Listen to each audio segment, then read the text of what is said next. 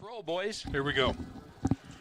Good evening, ladies and gentlemen, and welcome to Shields Field, where tonight it is the Battle of the Bishops here on the Saints Sports Network.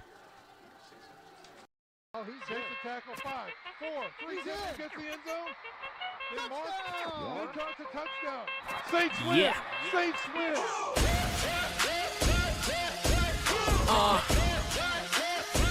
Yeah.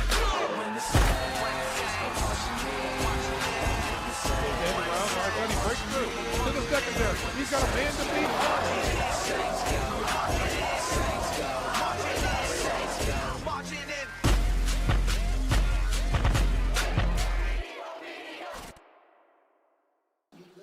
Good evening, ladies and gentlemen, and welcome to Shields Field, where tonight it is the Bishop Dwenger Saints hosting the Bishop Luers Knights. We are so jacked up and ready. Glad to have you here. Lots going on tonight. We're going to play it fast and loose. Along with Joe Wharton, I'm Sean McBride, welcoming you in to tonight's contest. It is the homecoming celebration tonight with the Bishop Luers Knights in the house. We were going to have it last week, but the weather really was terrible. Awful. So we're going to do it tonight. And right now, I think we can spy on our camera an incoming Huey. The National Guard is in the house. We've got food trucks. We've got future Saints in the house. There is so much going on here tonight, and it is going to be a whale of a contest as the Bishop Dwenger Saints host the Bishop Luers Knights. Joe, as we spy the Huey coming in here, let's talk about who's on board that craft as well. We've got a lot of Dwenger alumni on that craft, bringing in the ceremonial coin and the game ball. And let's start off with Chief Warrant Officer Mike Colon, a 2001 graduate. Chief Warrant Officer for Ross Griffin, a 2009 graduate. Warrant Officer Miguel Palma, a 2018 graduate. Command Sergeant Major Josh Butler, graduated in 1997. We have Captain Alex Wharton, There you a go. 2011 graduate, and Specialist Tanner Tutwiler, a graduate of 2020. So we know who's most important on that craft, Joe. The pilot. The pilot. That's right. Yeah, exactly. Yeah. But it gets better because we've got some other friends of the program here. Sergeant Ashley DeLeon is the OPS trainer for the Dwenger Saints. Staff Sergeant Brian Day is a Dwenger recruiter for the Army National Guard. And Specialist First Class Jason Salas is a Luers recruiter and Team Fort Wayne non-commissioned officer in charge. So some very outstanding people on the Huey right now, circling the area, getting ready to land in the grass. Rick Sosneimer is up in the crow's nest, getting ready to catch all that action. But Joe, in a little while, there's going to be a football game here. I can't wait, Sean. This is one I mark on the calendar every year. I can't wait for the Battle of the Bishops. It's going to be a dandy, a beautiful night. Great call last week by the Saints administration to push homecoming events off. It was miserable last week. Yeah. Tonight is beautiful. That's right. Dialed up a beautiful night, Sean. Good job. That's right. Thank you. Yeah. Saints are in all blue tonight. I don't know if we can get a shot of the all blue uniforms, mixing it up a little bit. Remember last week they came out in the gold tops, blue pants, and now they go blue on blue, tone on tone. It's a good look. I love this matchup, and I'm going to tell you, it's always close, at least usually close. Yeah. The last 3 games have been decided by 5 points or less. Luers has won 2 of the last 3 games. Some history, some fun facts about this matchup. 3 of the last 4 games have been at Luers, Sean. Yeah. Just the way that schedule worked out. So it's nice to get the Knights here at Shields Field.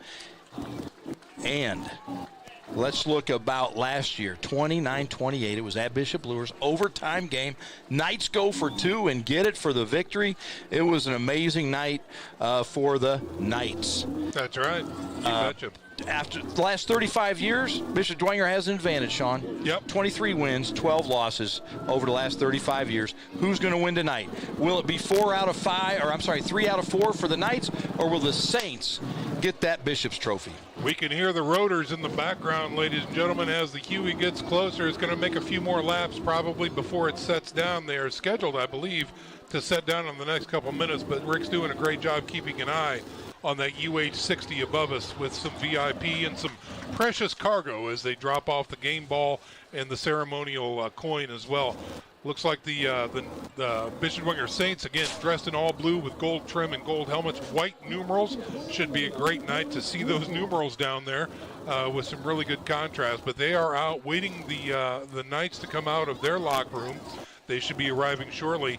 And then Father Bobby is going to have both teams out on the field. We are going to mic up that one prayer to rule them all, as both Catholic squads are going to be playing tonight. And we see them getting closer and closer and closer. So this is a great look at the Huey that's coming in. Going to land right on the lawn outside the stadium here. We're going to try and capture as much of that as we can.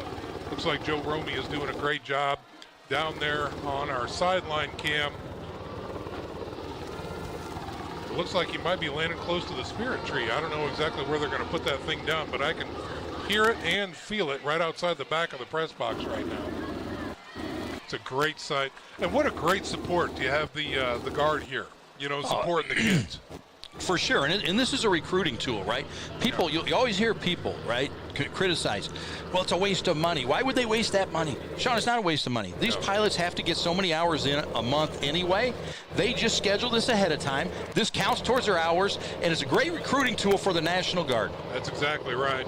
So it's going to get a little bit noisy here for a little while as they look for the best spot to put it down. It should be in the grass just outside of the stadium. We're going to have to bring down John Klingenberger's mic right now because it's getting awfully loud in and around the area here. But what a tremendous night. See the traffic slowing down to take a look out there on Clinton Street.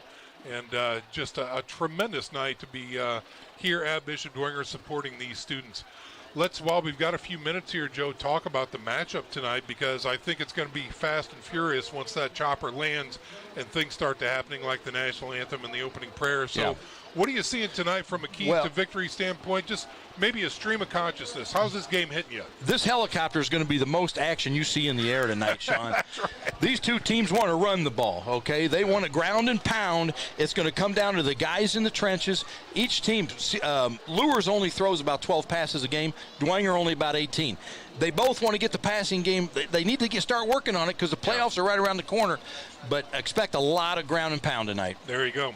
Now, to that point, when we talk about the Luers offense, interesting fact here as we were running through the numbers and the stats as we see the Huey sitting down in the lawn just outside of the stadium here.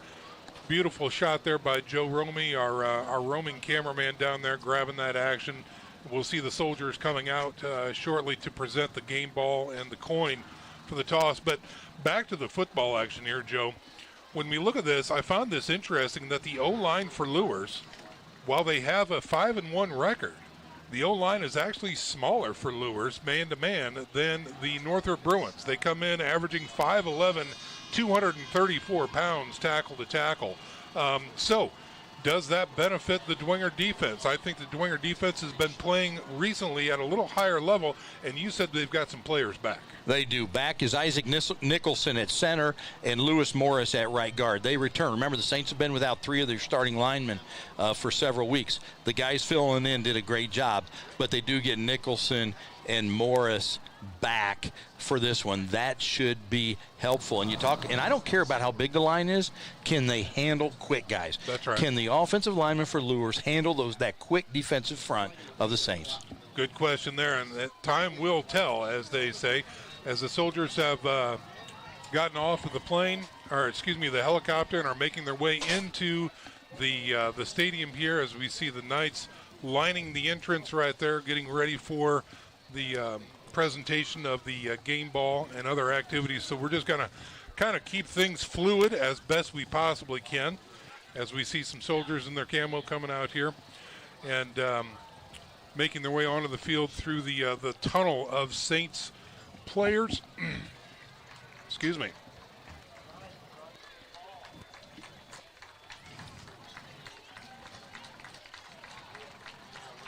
A lot of future Saints here, Joe, too. When we look at this coin toss, we're going to see some scrappers out there, some honorary captains tonight. It is Catholic football weekend here. CYO Championships tomorrow, right here at Shields Field. We're going to bring it to you on Saint Sports Network, but it's North versus South. It's the CC Irish against the Knights. CC Irish, north side of town. The Knights on the south side of town. They're having some honorary captains here to go out for the coin toss from those two respective teams. It's just a great weekend of Catholic football here in Fort Wayne. That's exactly right. Doubleheader weekend here on the Saint Sports Network. So, ladies and gentlemen, tune in tomorrow at 2:30 for the CYO Championship here at Shields Field. Even better, if you can, come on out and support the Scrappers. We love to see the lots of fans, lots of parents and grandparents in the stadium to support these young athletes as they get ready to play for Bishop Luers and Bishop Dwenger. So right now we've got the officials getting ready to do the pregame presentation. And it sounds and looks like we're going to do the national anthem and the prayer.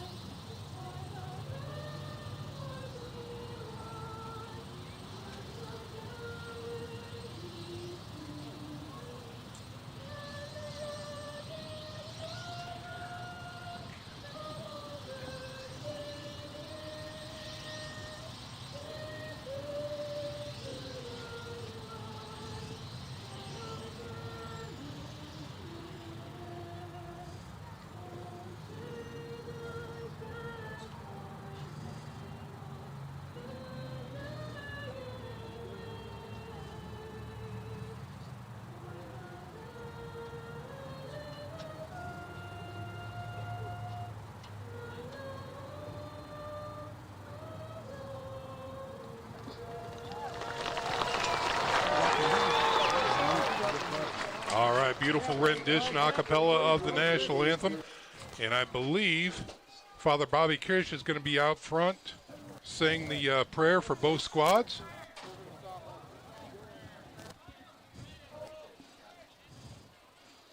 Let's talk about the honorary captains. First for the CC, honorary captain, CYO for the CC Irish, Gino Sioka, that's a name we know, Levi Tittman, Landon Tittman, Blaze Garrett, Will Wharton are the honorary captains. Nice.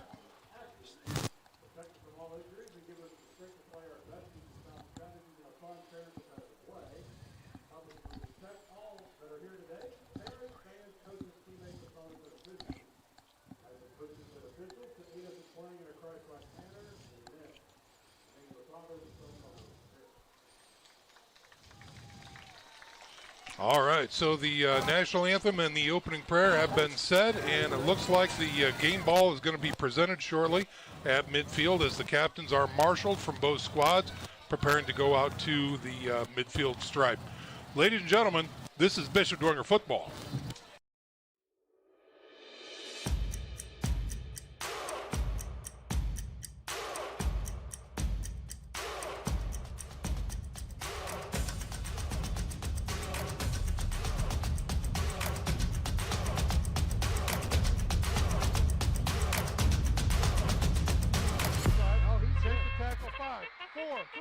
Gets the end zone. Then Mark. Then drops a touchdown. Saints win. Yeah. Saints win.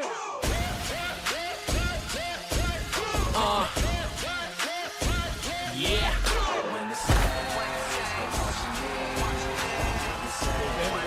He breaks through to the secondary. He's got a man to beat.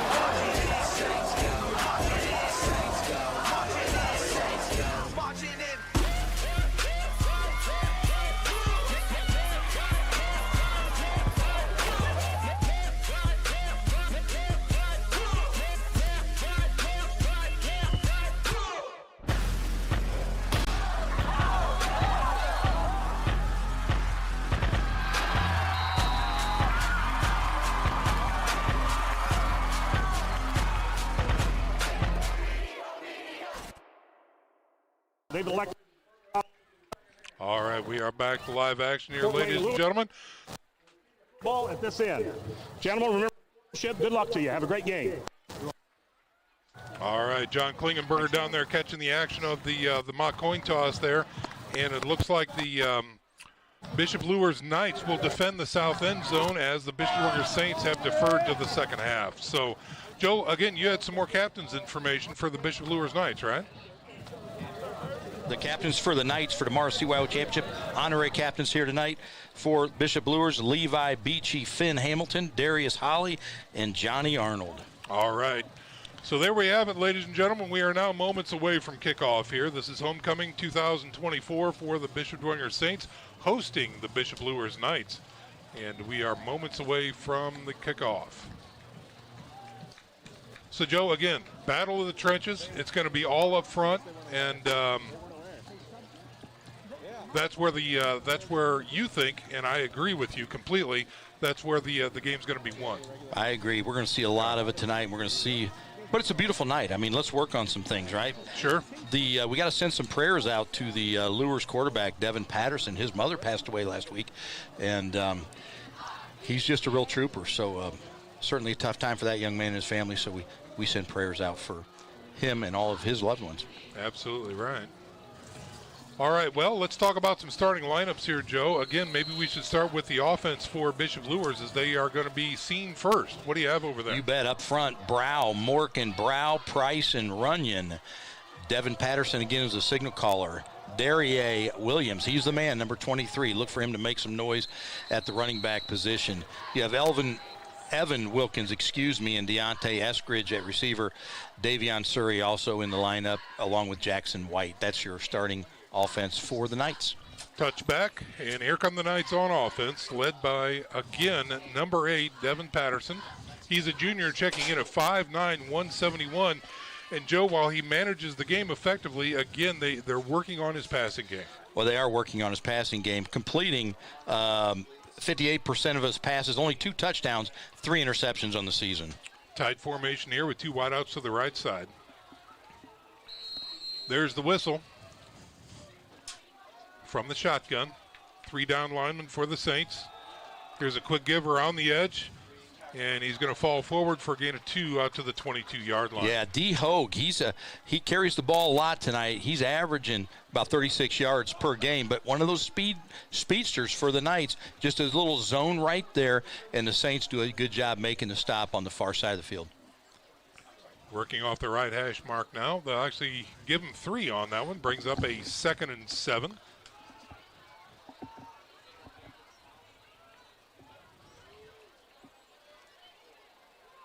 Ellinger shows pressure. Looking to pass. Ellinger's got him, and it is a sack. Big time. Great job. Great job there by Houston Ellinger is right. He has 6 tackles for loss on the season, does Houston Ellinger, and there's a sack for that young man. It's a great way for the defense to start off for the Bishop Dwenger Saints as we take a look at this Air X-ray replay coming up right now. He was right off the edge, broke contain, shot in, and got him right quickly. That's a great job there. So they were at the 23. Now they're back at the 15, so we'll call that a loss of 8. Brings up 3rd and long for the Knights now. Not a position they want to be in. No, here they wing it out to the flats, right side, picked off. Easy pickings at the 30, running back to the 25, and down near the 20-yard line. Brady O'Keefe on the interception. Devin Patterson will do that. He will throw it up for grabs sometimes, and you saw it right there. Devin Patterson throws his 4th interception on the season, setting up the Saints. Brady O'Keefe sets up the Saints inside the red zone for their first drive. Take a look at it right here on your Air X-ray replay. Just a great read by O'Keefe as the ball is in the air, and he was right underneath it and gets a nice job running it back. So tremendous job, and already after 3 plays, the Saints are threatening in the red zone for Bishop Luers at the 19-yard line. I formation, Henry Jordan under center. Get to the tailback, no, flea flicker around the edge. O'Keefe looking to bust it outside. Gets to the 20, and not much more. A lot of running there for a yard as O'Keefe tried the end around and was unsuccessful. Let's talk about the starting offense for the Saints. Tight end Nick Tittman. Up front, you have Vogelweed, Stauffer, Nicholson, Morris is back in the lineup. Noah Weimer, right tackle. Gus Tittman, A.J. Shefferly in the backfield. Beckham Russell, Jace Kuntz are your receivers, and Henry Jordan, number 13, is your quarterback again tonight. All righty. Call that a gain of 1, brings up 2nd and 9 for the Saints. Right side give, not much there at all. Big swarming defense by Bishop Luers. Big 99, Jerron Taylor. He's a problem. He's a heck of a ball player, doing great things for the Knights, and they're going to have to get a couple hats on him tonight. That they are. If you look at Jerron Taylor, he's a junior, 6'2", 250, wearing number 99 out there for the Knights. Maybe another yard, brings up 3rd and 8 now for the Saints. Play action, looking to throw, quick dump. Oh, and it's picked off at the 15. Gets to the 20, tries to make some room. This number 7 got a flag on the play as he gets out to the 30-yard line. That's Wilver Slip on the interception for Luers. Yeah, just not a good read by Henry Jordan. There was a defender in the area. He tried to swing it out to his running back, and 7 was there to make a heck of a play for the Luers. So they trade interceptions early here. Yeah, they do. Let's see if we've got it here as we can take another look. Was looking right, thrown quickly, and yeah, Verslip was in coverage and just stepped it. He bit on the ball and was successful. We've got a block in the back. That was the penalty against Bishop Luers. But they will have it once again. 1st and 10, they're going to mark this one at the 16-yard line.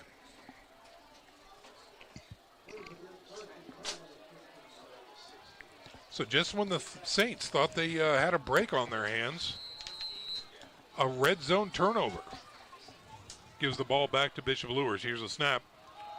Breaking it outside, hit immediately and dropped for no gain. 34 shooting in there and taking out the runner's knees. Cooper Campbell, great open field tackle there to take the runner out.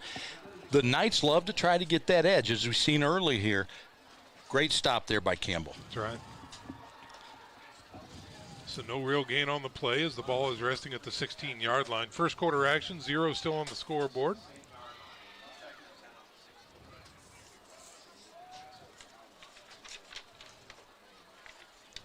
On 2nd down. Patterson in the shotgun. Looks to throw. Fires to the right. And it is over the head and out of the hands of the intended receiver.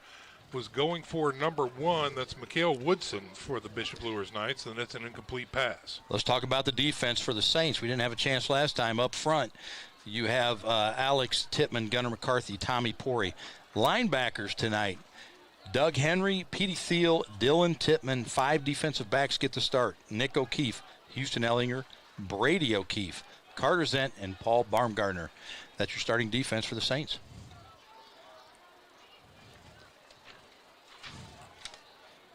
Luers spreads things out now. Trips package to the left. Here's a snap. Backside pressure, rolls out of it, has plenty of time, decides to tuck and run, and he's going to get knocked down north of the 20, close to the 24-yard line. He will not have enough for a first down. Another excellent open field tackle, this time by Doug Henry. Doug Henry is one of those linebackers we just talked about, putting together a heck of a season. He is. 4th and 4 now for the Knights. As Jackson Hill, number 17, will be back to punt this one away. Looks like O'Keefe is back deep at about his own 45-yard line. So if all goes well for the Saints, another short field coming up. Low wobbler checks up near the 50 and touched up in Luers territory near the 49. So that's where the Bishop Dwenger Saints will take over again as the defense holds. This will be the second drive for the Bishop Dwenger offense.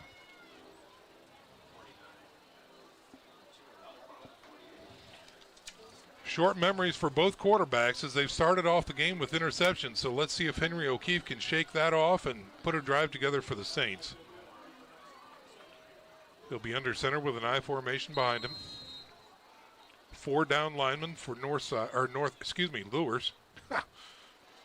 Here's a quick give. Gus Tittman driving the pile back. Going to be dropped near the 40. Nice run by Gus Tittman. Excellent job there by A.J. Shefferly. His lead blocker opened up a nice hole, kicked the end out, and Gus Tittman just runs hard and low to the ground, picking up 8. That's a great first down play. Playbook wide open here on 2nd and 2. Little up-tempo by the Saints. They're already back at it. And again, Gus Tippmann will bowl his way forward for a Saints first down inside the 40 to the 37. Gus comes into this game as the leading rusher for the Saints, 320 yards on the season. He's averaging 3.5 yards a carry. He has 1 touchdown. Let's talk about the defense real quick for the Knights right after this play, Sean. You bet.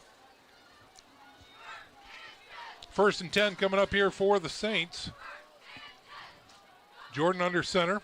Play action, looking to throw on first down. Rolls to his right. Tries the outlet pass to Gus Tippmann. They cannot make it go. The defense for the Knights up front, Will Verslip, Christian Buxton, Jerron Taylor, Isle Taylor. Linebackers are Felger, Weber, and Migrant. The defensive backfield for the Knights tonight at Shields Field is Surrey, Carswell, Woodson, and Moore. Second and 10 now for the Saints after the incomplete pass. And again, a little read option. He's swallowed up in the backfield and stuffed. Again, Jerron Taylor in there, along with, it looks like, Darion Carswell. Yeah, we're going to call Jerron Taylor's name a lot tonight. When I watch film, that young man is disruptive, and he's a presence on that defensive front. Loss of 1 on the play brings up 3rd and 11 now for the Saints.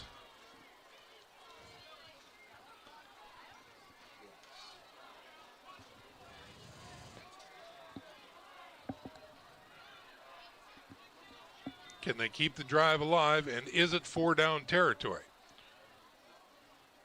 Man in motion. Here's a snap. Looks to throw. Throws over the middle and incomplete. Was trying for O'Keefe. He did take a shot. Yeah, hit there on the quarterback by Isle Taylor, another number 28. He's a good heck of a ball player for the Knights there at defensive end. So it looks like for 1 first down for the Saints, and the drive stalls, and here comes the punting team. 4th and 11. As they come out to punt. Going back deep for the Knights is Davion Surrey. Max Jordan in to punt for the Saints, averaging 36 yards a punt. It's about all he needs on this one. Surrey is going to catch it at the 7, gets to the 10, 15, looking for some room at the 20. It'll get knocked down and taken out at about the 22-yard line. Looked like Max Jordan, the punter, was in on that tackle. All right, so the offenses so far for both squads have been fairly ineffective. So it's been a defensive struggle right now. And let's see if, in fact, the Knights can put some yards behind them and get a drive going here. Ball resting at the 22-yard line. Just over 6 minutes remaining here in quarter number 1. The lights are already on. Temperature starting to cool here at Shields Field. Patterson in the shotgun, man in motion, going to the outside now. There's a snap, quick give inside, right up the middle. It'll take it out close to the 26-yard line. Dylan Tippmann on the stop for the Saints. Dylan comes into the game as the leading tackler for Bishop Dwenger, 61 tackles on the season. Darier Williams, number 23, the ball carrier that time. Call that a gain of 3, brings up 2nd and 7.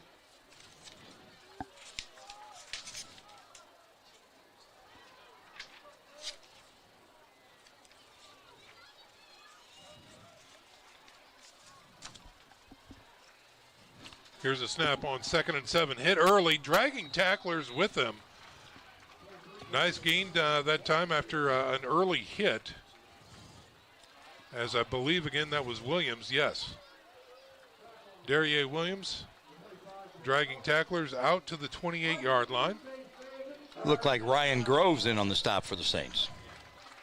Another 3rd down. Here we go. 3rd and manageable, Lee Sean. That's right, 3rd and 4. Yeah. The first 2 3rd down attempts for the Knights was 15 yards and 10 yards.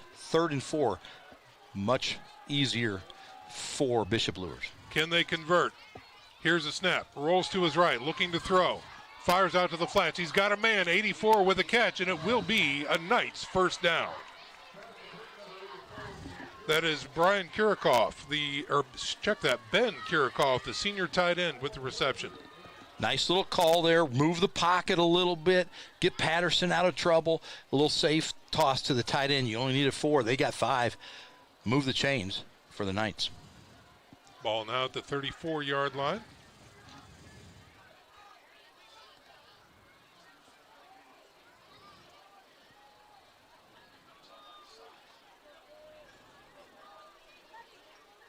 On first down, they look to throw. Rolls out of the pocket. He's got some room to run. He's going to get it out to the 40 before stepping out of bounds. They mark him out at the 41. Devin Patterson, the quarterback that time, decided to keep it. They'll actually mark him at the 39-yard line. Devin Patterson is not much of a runner. He doesn't have many rushing stats this year, so the Saints probably weren't really prepared for that. He prefers to hand it off or to throw it. His first choice is not to run, but a designed run there, really. It looked like a design. And yeah. Gain of 5. It was successful. 2nd and 5 now for the Knights.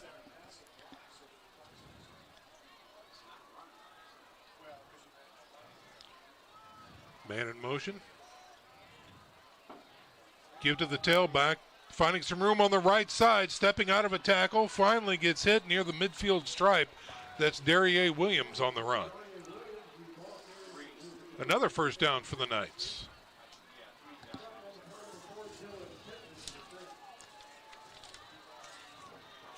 Place the ball right at the 50-yard line as they move the chains. Bogan shoots on the stop for Dwenger.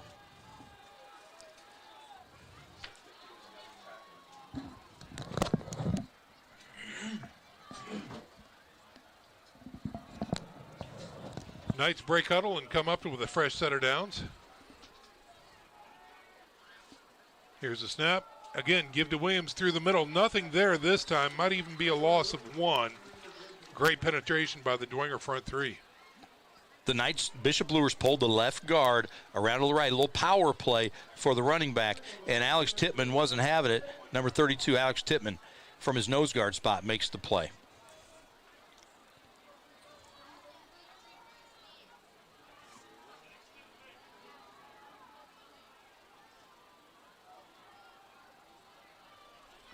On 2nd and 11, he looks to throw, rolls out of the pocket, has plenty of time, decides to tuck it, run, looking for some room, won't find much. Oh, a flag comes in. I don't know if I agree with that one. Probably could have went either way. He was stopped at the 50, but I think this one's going to be against the Saints. Yeah, Ellinger came in as the quarterback was wrapped up, and the quarterback just started to go down as Ellinger had started his tackle process, and it looks like they hit helmets. Yeah, let's take a look at that air x-ray replay here. Flushed out of the pocket, sees nothing downfield, decides to try and run, tries to juke. Yeah, it's a bang-bang play, and they called it. I don't disagree with it. Yeah.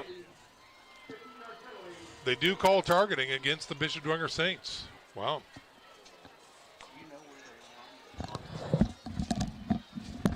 So that moves the ball into Bishop Dwenger territory for the first time tonight for the Bishop Luers Knights. They'll mark it at the 35-yard line and give them a fresh first down.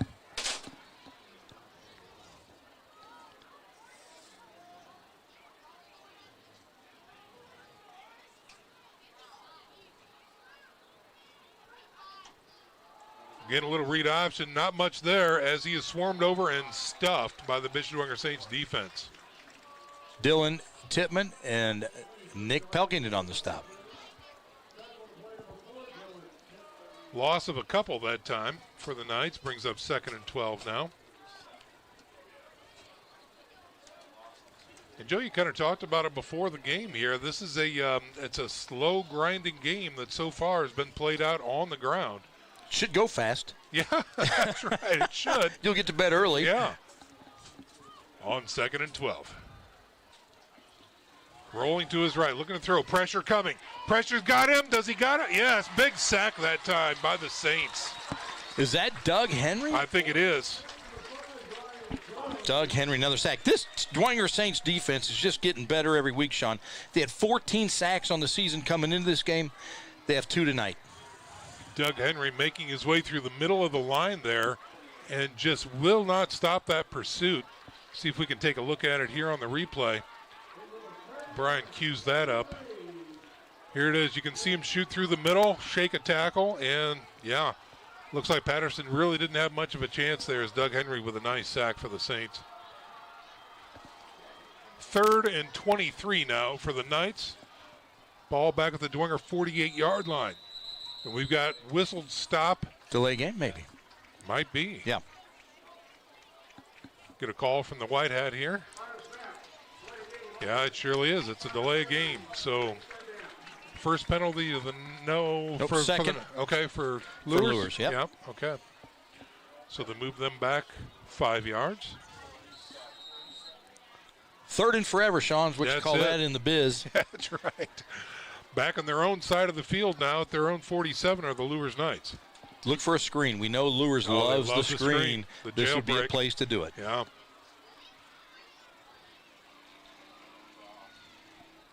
Third and forever. He looks to throw, checks off, looking downfield. He's got pressure. Oh, And he that just could be. just got rid of it. Got rid of it. Yeah. Just tossed it at the sticks. Tossed it at the down marker. Brings up 4th down, punting situation for the Knights. Wow. So after all that, the drive stalls for Bishop Luers, and the punt team comes on. The punter for Bishop Luers is Hill. He's averaging 33 yards per kick. Jackson Hill, number 17. And to kick this one away. O'Keefe, number 3, back there for the Saints. Little high snap, but he gets the kick away. Takes a Luers bounce right into O'Keefe's breadbasket. Tries the left side. Breaks 2 tackles. Gets down the sidelines and get close to midfield. Nice little return. He is very shifty, that Brady O'Keefe, just like his older brothers. We've seen that That's movie. Right. Numerous occasions. So the Saints will take over with a short field condition. Sean, the Saints can't complain about starting field position. They have had outstanding starting field position. Now they have to get a drive together, move the chains, right, and hopefully find themselves in the end zone. 59 yards to pay dirt for the Bishop Dwenger Saints now.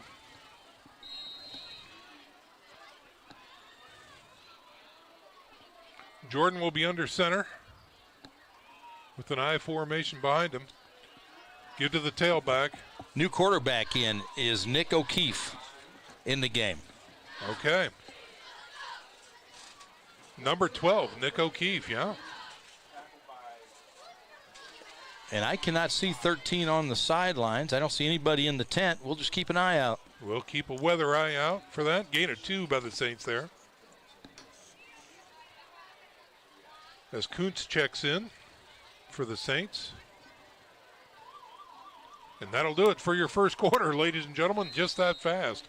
Zeros on the scoreboard. When we come back after this 1-minute break, the second quarter is right around the corner. So stick around, football fans. This is Bishop Dwenger Football on the Saints Sports Network. At OMSA and Diepenbrock Facial Cosmetic Surgery, we're dedicated to delivering exceptional patient care to our community. From wisdom teeth extractions to life-changing dental implants to facial reconstruction and surgical and non-surgical facial cosmetic surgery, we offer expert, personalized care. We are more than just your oral and facial cosmetic surgeons. We're your neighbors, friends, coaches, and fellow parishioners dedicated to making a difference. Go Saints!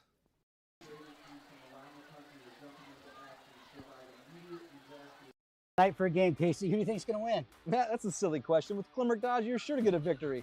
Game day at Bishop Dwenger is unbeatable. The excitement and the adrenaline is pumping. Just like game day with the Saints, Matt, but having the right team makes all the difference. Just like Glenberg Dodge is ready for any challenge, the Saints are ready for game day. That's right, Matt. The Saints are going to make big plays tonight. You can count on Glimmer Dodge to deliver a winning drive. Come visit Glenberg Dodge for your next great drive. Let's go, Glenberg Dodge! Let's go! Back to live action here at Shields Field. They've swapped field position, and Gus Tipman runs roughshod over the right side with a nice gain of about 7 there on second down. Terry Daisy, check in with us on first half passing numbers. What do you have for us? Well, for Luers, we have 4 attempts on 1 completion for 6 yards. For Dwenger, we are 3 attempts, 0 completions. All righty. Well, there's the tail of the tape so far through the air. Let's see what the Saints do here on 3rd and short. They need 4 for a first down. Here's a snap. Again, give to Gus Tippmann around the right side. He's going to stretch for it. It's going to be close. I think it depends on the spot. He might be just a little shy. Terry has 2 sets of glasses on up there in the front row, Terry. Can you tell what's going on up there? I think they're short. Might be a little short. Yeah, it is 4th and inches, and, of course, that's probably going to be a no-brainer for the Bishop Dwenger Saints. Heavy package. Heavy package coming in. Is that Poirier coming in? Tommy Poirier comes in at tight end in the heavy package. 4th and inches. The ball is just on the Luers side of the midfield stripe. Here's a snap, tail back, left side, lunging for it. It's not a gimme. I don't think he got it. It's going to be awfully, awfully close. Let's take a look at that on the replay, if we can. They didn't give it to him. They did not get it. They did not get it. Downs. Wow. Knights hold. Big play that time for the Bishop Luers Knights on defense. Here's your replay right now. As we watch that replay, let's go down to the field and check in with John Klingenberger. John, what do you have? I thought we had John there for a second. Apologies for that, but Puma. We'll get back to John as we can. So a huge turnover that time by the Bishop Dwenger Saints. Turnover on downs gives the ball back to the Bishop Luers Knights. 1st and 10. After this play, we'll check in with John. Patterson under center, single setback.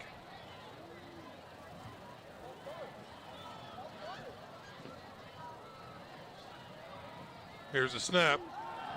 Rolling out, looking downfield. He's got pressure. He's wrapped up. He gets out of it.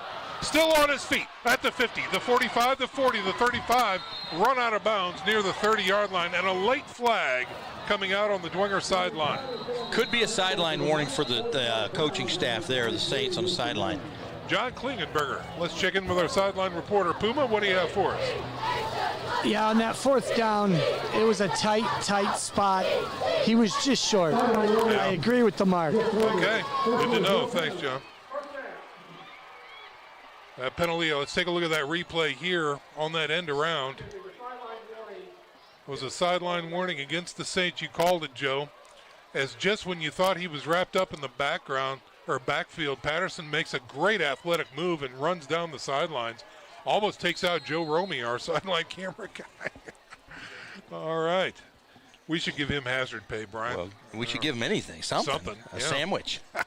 1st and 10 for the Luers Knights in Dwenger territory after the Patterson run. Here's a snap. Going to be a jet sweep around the edge. Goes nowhere. Blown up immediately by the Saints. Houston Ellinger on the stop. Nice play there. Just a zone play for the Knights. And the Saints defense steps up. Casey Piper checking in for Gunnar McCarthy on that D-line. Big loss that time for the Bishop Luers Knights. Looks to be about 5 yards. First team that scores might win this one, Sean. Yeah, no kidding. Wow. Officially on the scoreboard, 2nd and 16 now for the Knights. He looks to throw, airs it out deep right into the end zone and well overthrown and incomplete. O'Keefe was right there, had a better shot at it than the receiver did. So another incomplete pass by the Bishop Luers Knights. It's going to bring up 3rd and long. The Knights come into this game 4-0 in the SAC B division. Undefeated in the B division. This game is really important to them to stay in the SAC hunt.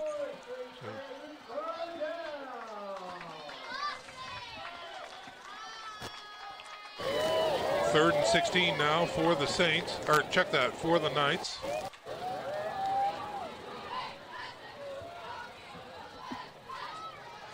Single setback.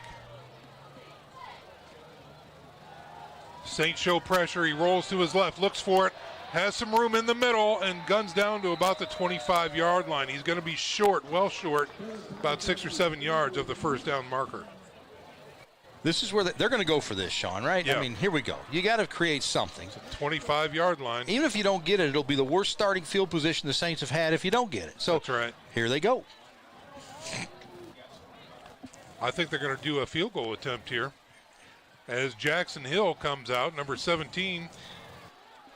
Rojas. Oh, Rojas, check that. Check Rojas field goals. He's 6 of 8 on the season, as long as 41. This will be the longest season, 42-yard attempt. Snap is good, hold is good, and it's going to be well short and incomplete. No good for Rojas' attempt.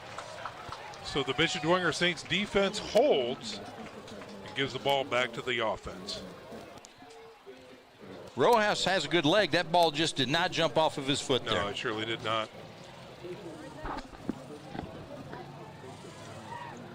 Oh, is that right? All right, getting a report that we're going to keep an eye on Patterson, the Luers quarterback, as he actually limped off the field there. So we'll keep an eye on him as Luers gets the ball back. Better question here is, it looks like Nick O'Keefe is still the quarterback for the Bishop Dwenger Saints. On 1st and 10. Snap, bobbled transaction there. O'Keefe decides to keep it. Running to the right side, he'll gain 5 out to the 25-yard line. I think that was a broken play. I think it was meant to go to Gus, and O'Keefe just couldn't get him there.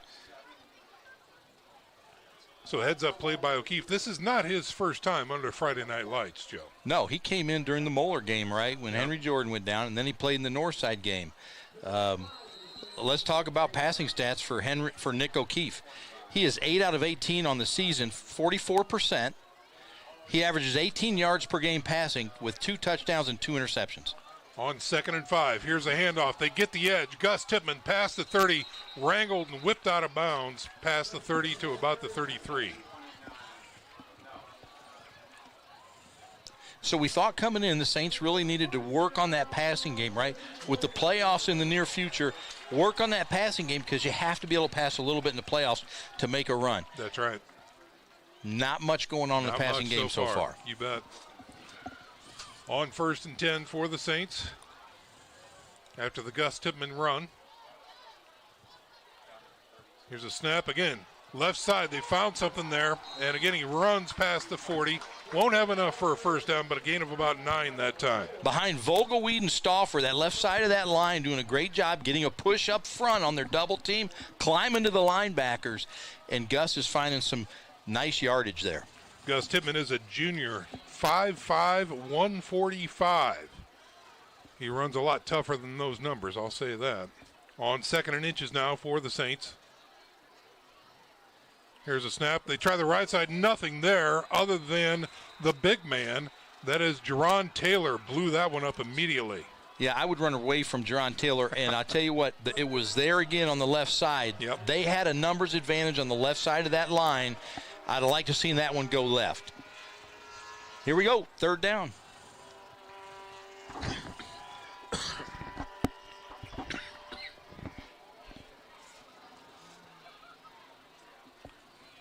Saints break huddle with a 3rd and 3 imminent.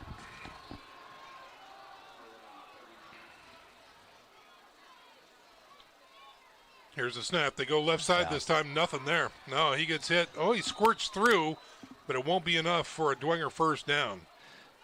Here comes heavy again, Sean. Sean, on that one, the linebackers, as soon as the ball was snapped, those 2 inside linebackers flew to their gaps. Yeah. They were not thinking pass. They were just flying and playing run the whole time. 4th and 1 now for the Saints as the offense remains on the field. Now, if those linebackers keep doing that, look for them to try to hit that tight end in that vacant middle. Yeah. They load up the box on 4th and 1. Here's a quick give. They've got the first down and a little bit more. This time, I don't think that's Gus Tippmann. It's a little bigger body. Nick Pelkington. Pelkington that time on the carry. All right. So this time the Saints convert. They move the chains and give them a fresh set of downs. Pelkington wearing number 25 for the Saints. Ball at the 43.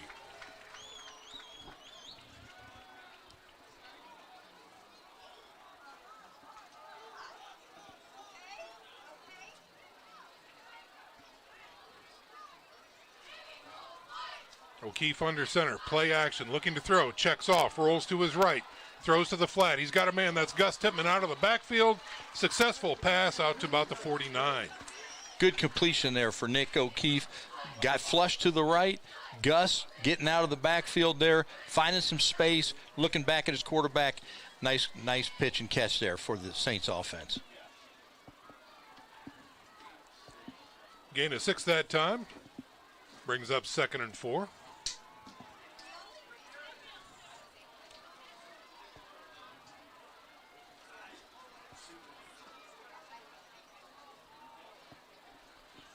Quick give to the first man through. He's got some room and then some. I believe that's A.J. Shefferly on the carry.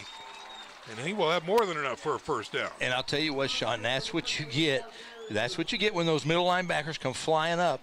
If you can get through there, you're on top of the safety right now. And that's just what happened. Safety had to make that play. Shefferly checking in. He's a junior, 6 foot, 190 pounds.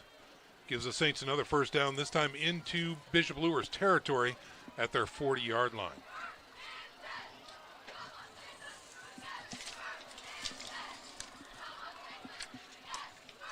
New formation now for the Saints. Here's a snap. Again, Gus Tippmann around the left side, winding his way through. He's going to squirm through. He's down at the 20 before he's taken down. Gus Tippmann with a great job. Let's take a look at that one again. Tremendously athletic run that time by Gus Tippmann. Missed tackle at the line of scrimmage, Sean, and Gus was able to make a big play after the missed tackle. Here's your air x-ray replay right now. Running low, running hard, always falling forward. Gus Tippmann with a nice job that time by the Saints. 1st and 10 now, inside the red zone. Can the Saints capitalize? First man through, that's Shefferly, bouncing it outside, trying to find some room, gets to the 15. We've got a flag on the play. The Saints have had some red zone troubles this year, right? Yeah. And if this is a red zone penalty against the Saints, that's tough. This offense is not meant to come back from 10-yard holding penalties if that's what we have. And it is. It's a holding against the Saints. That's a tough one, guys. So a red zone penalty against the Saints as they mark off that holding penalty.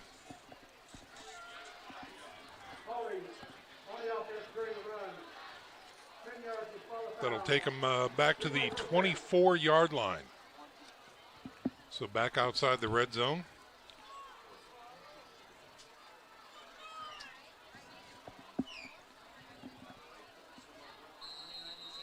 Still first down for the Saints as they line back up.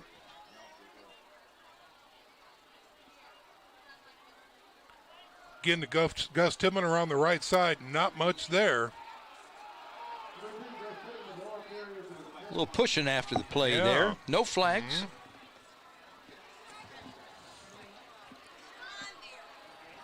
No gain on the play. Brings up 2nd and 16 now.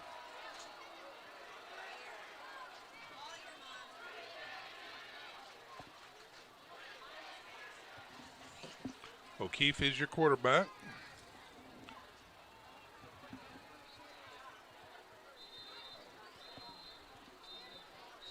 And now we've got a timeout on the field called by the Bishop Dwenger Saints. So we'll go ahead and step out for a 30-second break ourselves. When we come back, the Saints will be facing a 2nd and 16 from their own from the Bishop Luers 24-yard line. Stick around, football fans. This is Bishop Dwenger football on the Saints Sports Network. Salt Delivered was recently formed by a current Bishop Dwenger student. At Salt Delivered, we deliver high-quality Morton Rust Defense salt directly to your business or home. At $11 per bag, you'll save money compared to prices at the gas station or grocery store. You won't have to break your back loading and unloading, and you'll be supporting the college fund for a local student. Whether you need 5 bags or 2 full pallets, Salt Delivered will promptly and courteously deliver them to your door. To place an order, please call or text Colin at 260-240-90. Welcome back to Live Action, ladies and gentlemen. Just a reminder to mark your calendars for the Bishop Dwenger Fall Play. October 25 and 26, our Saints will be putting on Puffs. This hilarious stage production follows 3 unlikely heroes as they make their way through the certain magic school, which will not be named. See the school website for more information. That's the Bishop Dwenger Fall Play, October 25 and 26. Timeout is over. Dwenger again facing a 2nd and 16 from the Luers 24-yard line.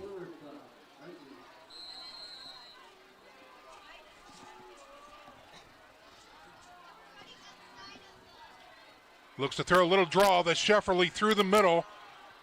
Bouncing off tacklers, finally getting pushed. They blow the whistle when he gets down to about the 21-yard line. We've got a Knight down on the carpet. He's finally getting up. Tackle there by D. Hogue, excellent ball player for the Knights. Just an outstanding ball player. D. Hogue, 28 tackles on the season. He has 4 interceptions, Sean. Number 3, D. Hogue. And it looks like number 25, Christian Buxton, was the injured Knight on that play.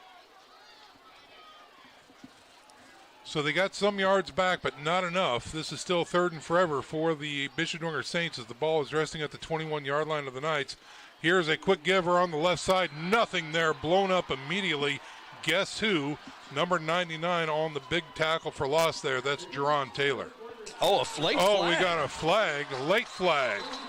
That is going to be against Bishop Luers. I believe that's a celebration foul. They'll probably call it unsportsmanlike. If that's the call, this is a tremendous turn of events for the Bishop Dwenger Saints. Yeah, it's not an automatic first down. The Saints will still have a 4th down coming up, but you got to believe you go field goal here, right, Sean? Get points. An opportunity to put points on the board. I don't know if we're able to catch that or not. Here comes your replay while we listen in to the official.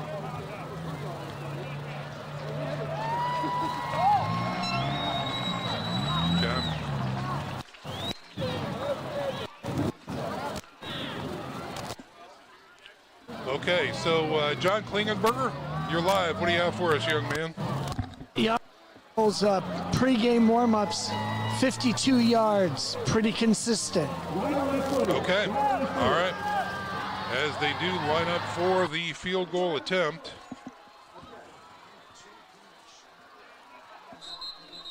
Lucas Wynn. This will be a 29-yarder. 4 of 5 on field goals this season.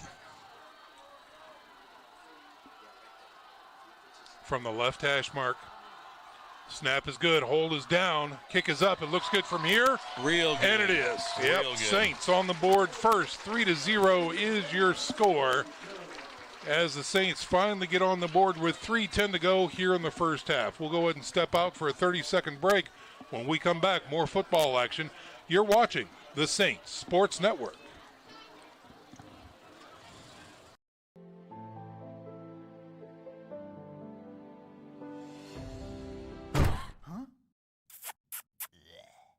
Dirty old furnace.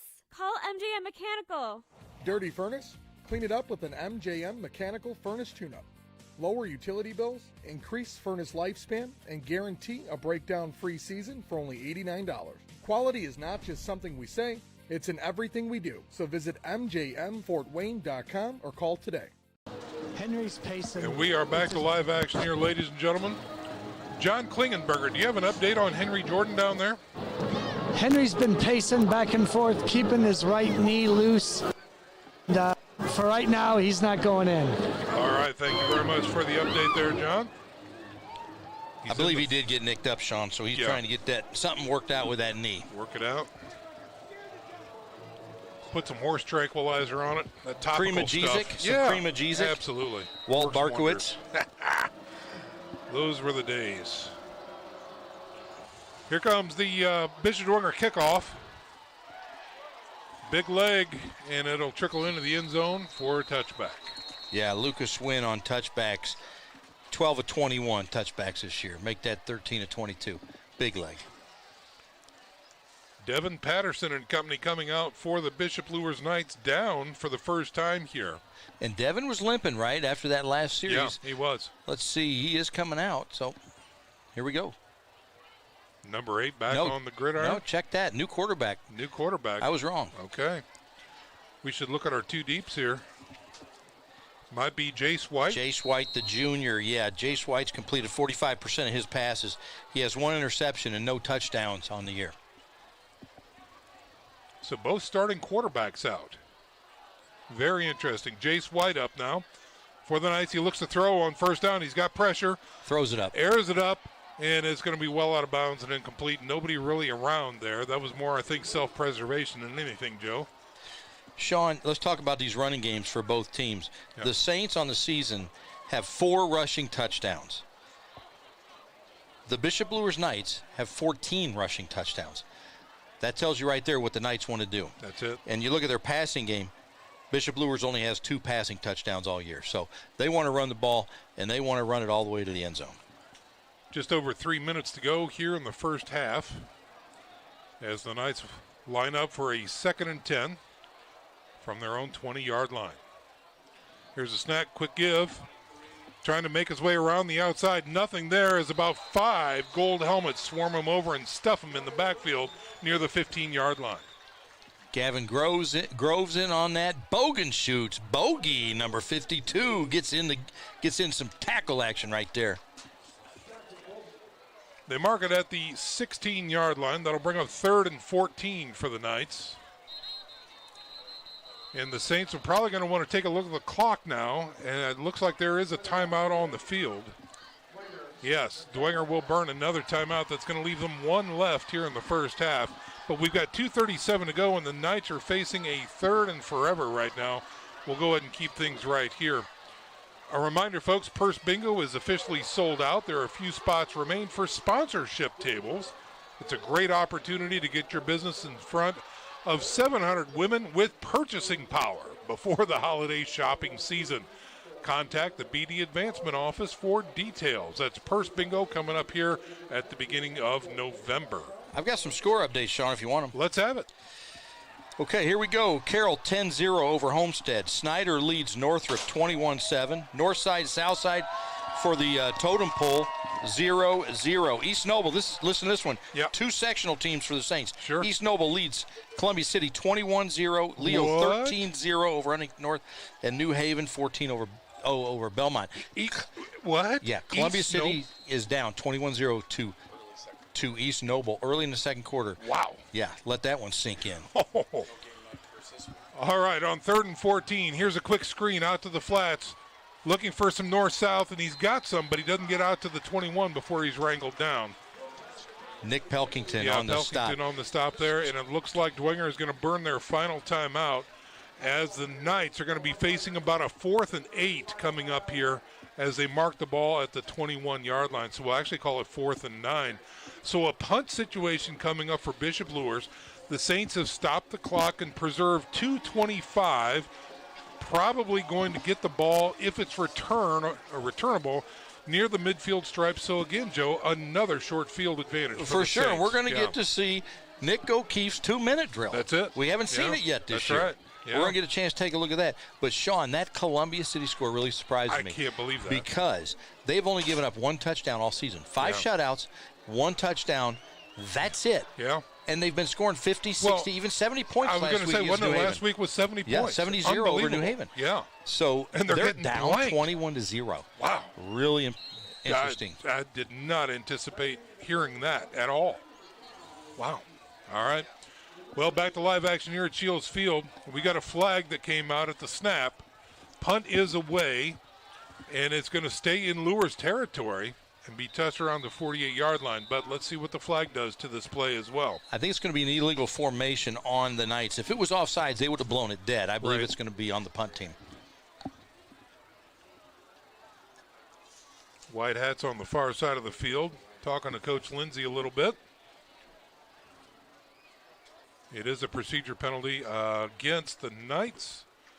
Now, will they have them re-kick? Sometimes they do. Yeah, they do. I mean, you got another chance to block it, right? Well, you got a chance for a return. Never guaranteed in high school. You never guaranteed. It's an adventure. That's right. So, yeah, I think they're going to march them back to the 16-yard line and have them do it again, and that looks like exactly what they're doing right now. You know what I'd like to see here? Either a block or a catch. Catch the punt. Yeah, nothing wrong with catching the punt. We're going to send Joe over to the PA side of the box here and just make an announcement to the crowd. Nothing wrong with catching the punt. Yeah. Give that a try. All right. Jackson Hill standing in the shadow of his own end zone. It's a good snap. Gets the ball away. It's a low liner, and it will take a Luers hop. O'Keefe catches it, tries to make something happen here at the sidelines, and he's going to get run out of bounds near the 50. Yeah, a few yard difference there in the favor for Luers, but I agree with the call. I mean, make them kick it again. That's right. So the Saints will have 2:05 remaining here in the first half to see if they can get the score up to 10 or maybe even 6 before the halftime break. Look for double moves here, right? There's no safety help. Yep. Right? Look for the out and ups. Look for a post where they can lead. I'd look for Brady O'Keefe to be in the game at receiver. Here he comes. Yeah, Brady O'Keefe. He and Nick O'Keefe have hooked up on occasions for touchdowns. So here we go. 2-minute drill, brother. Trips package to the left side. Empty backfield. O'Keefe stands alone. Looks to throw, fires to the right side. He's got his man, finding some room. It's Beckham out there, 11, and he's going to get knocked down inbounds after a gain of 2, maybe 3. Gets into Luers territory. Beckham Russell, the leading receiver for the Saints, came into the game with 11 catches for 161 yards and 1 touchdown. Clock's running. So yeah, the boys have got to get on their hustle horse here. O'Keefe really doesn't know what he's looking back for some direction. I'm in the slot, but I don't know my route. Here's a snap. Again, looking to throw. He's flushed. He's hammered down in the backfield. No opportunity to stop the clock either. That is a huge sack by the Bishop Luers Knights. Yeah, that'll do it. Now if you're the Saints, now Luers are calling timeout. Sure That's they are. the right decision. Yeah. Because if you're the Saints, you just want to run it out and get into half. Yep. But not the Knights. Kyle Lindsey with an outstanding call there to stop the clock. No one can ever say anything bad about the Luers coaching staff from a strategic standpoint. They know. They know how to play the game, and they just experienced this on the other side of the field, so they know what they're about. Kyle Lindsey in his 12th year at Luers won the state championship last year in 2A. Does an outstanding job, just an outstanding job with the Knights. They're lucky to have Kyle. We know Kyle. We go way back from our Redeemer Radio days. Just really does something for him. Always happy to entertain questions. He always, is. Open Very book, accessible. You bet. Yeah, does a great job down there on Calhoun Street or Clinton. Or whatever street you want to call those. I don't know. Maybe it's Lafayette. I don't know. You don't know, do you? I don't know. All right, Faye. Let's see here. The Saints are facing a 3rd and 17 now with 1:19 remaining. O'Keefe in the shotgun. A little draw play to Shefferly, trying to find his way through the middle. He gets some yards out to the 45. Again, just something safe to get them a little extra room to punt. Another timeout for the Knights. They try and preserve the clock with 1:10 to go. Now keep in mind, Sean, the Knights are going to get the ball back, right? But they also are working with their backup quarterback. Correct. And I'll tell you, it's tough during a week's preparation. Typically, you don't get a lot of reps if you're a backup quarterback when you're working on the 2-minute drill. That's correct. It's the starter. Yeah. And so we're going to see. We kind of saw that there with Nick, and then he got sacked. Nothing he can do about that.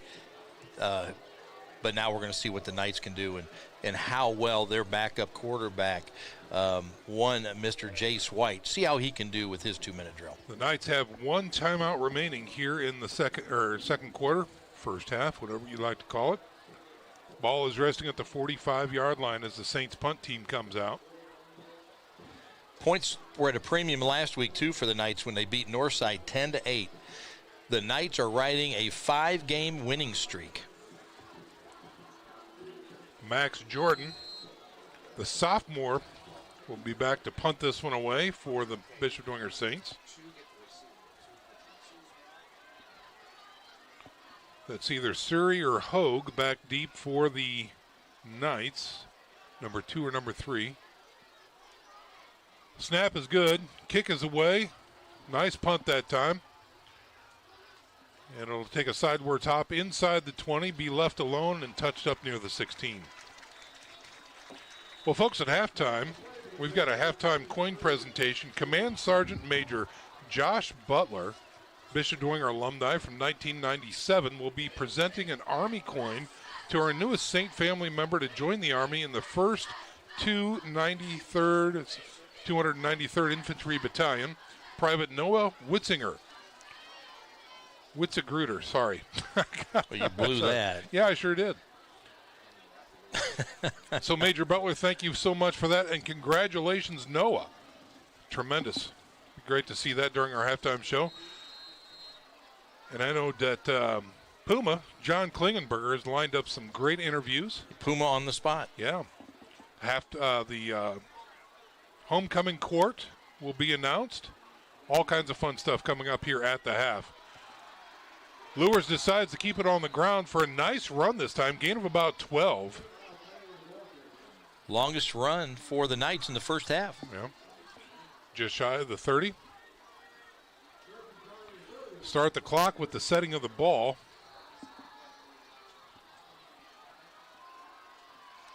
Now they'll go to the air. Looks to throw. Has a man on the flats. Trying to get out of something and cannot. That is number 2, Davion Surrey, on the reception.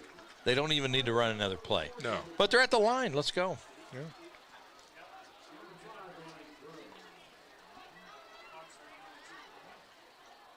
Gain of 3 that time. Brings up 2nd and 7. What you don't want to do here is make a mistake if you're Bishop Luers. Don't throw a pick 6. Don't do anything silly.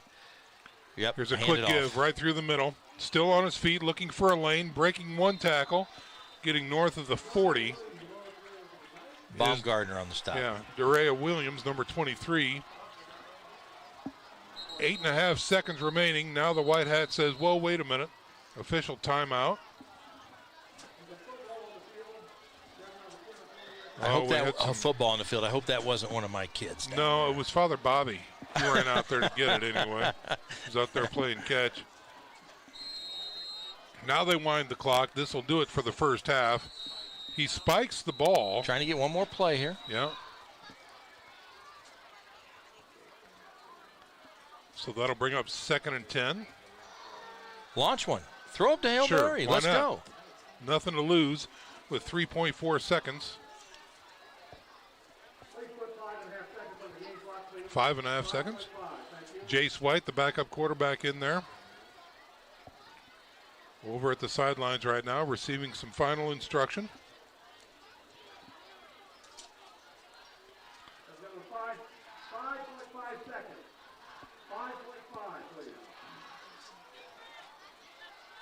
Maybe we should send Terry over there to see if he can help him get that reset to 5.5. He knows how to do that. He knows everything. Yeah. I beat him up pretty good last week.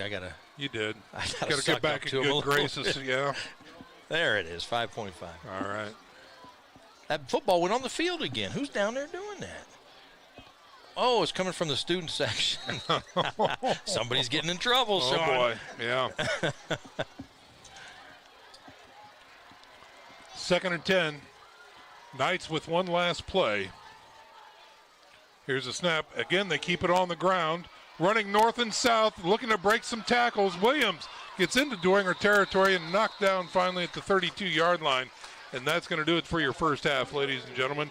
3-0 is your halftime score. The Bishop Dwenger Saints on top of the Bishop Luers Knights. It is halftime. Terry's going to work on the numbers. John's going to work on getting an interview, and we're going to step out for a 1-minute break. And when we come back, it'll be our halftime presentation. So stick around, football fans. You're watching Dwenger football on the Saints Sports Network. Welcome to Air X-Ray, your best solution for indoor air quality. Start protecting your home with our interior and exterior waterproofing services for basements and crawl spaces. Prevent moisture, mold, and flooding, all while improving the air quality in your home. Visit airxray.com or call us at 260-407-1022 for a healthier home today. 1 in 5 teens and 1 in 10 adults have seriously considered suicide in the past year. You don't have to be one of them. At Bay Mental Health, we believe in deep-rooted support while helping you branch out and grow. Our therapists are here to guide you through life's storms with personalized, ethical, and client-centered care. Let us help you find your path to wellness, because you matter.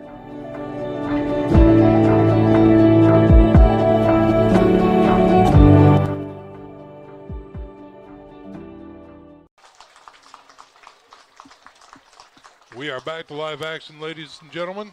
Looking at the ceremonial coin given there. So, again, Command Sergeant Major Josh Butler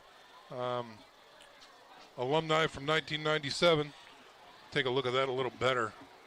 Romy is just on it, isn't he? Man, look at this shot right here. This is just fantastic. Yep.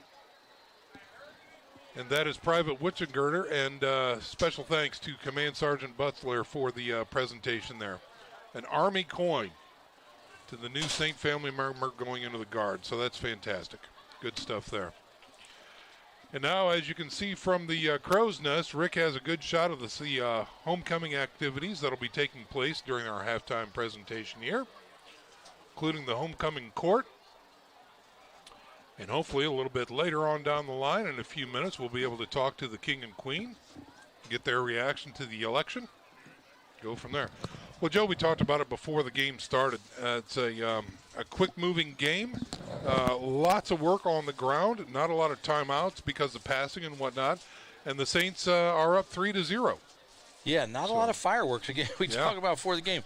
We figured most of the action in the air was from that helicopter coming in. That's right. And that held true. And with two backup quarterbacks now in the game, you have to believe it's just going to be run heavy. And who's going to make that mistake, right? Yeah. That gives the other team the advantage. Now, it's going to be interesting. Interestingly enough, again, in the second quarter there, we saw Daria Williams really gaining some nice yardage on the ground, finding a few open holes in the Saints defense and running north and south. So will we get a heavy dose of that coming up in the second half? More than likely, yes. But, again, more to come after the halftime presentation. So the courts so far, I don't know if I have these in the proper order, but excuse me. We have Grace Ball and Ben Kiefer, Ella Horner and Darren Irvin, Caroline Kumler, Brady O'Keefe, Darla Lozada, Drew Stauffer, Ella Ponder, Peter Thiel, Chloe Tipman, and Freddie White. Of course, last year we had Leah Knipscher as your homecoming queen and Trent Tipman as your homecoming king. Who's going to be crowned is the question. We'll know shortly.